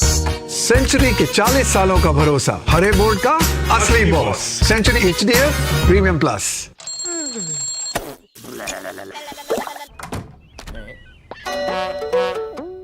रंग रंग रंग रंगीन रे देखो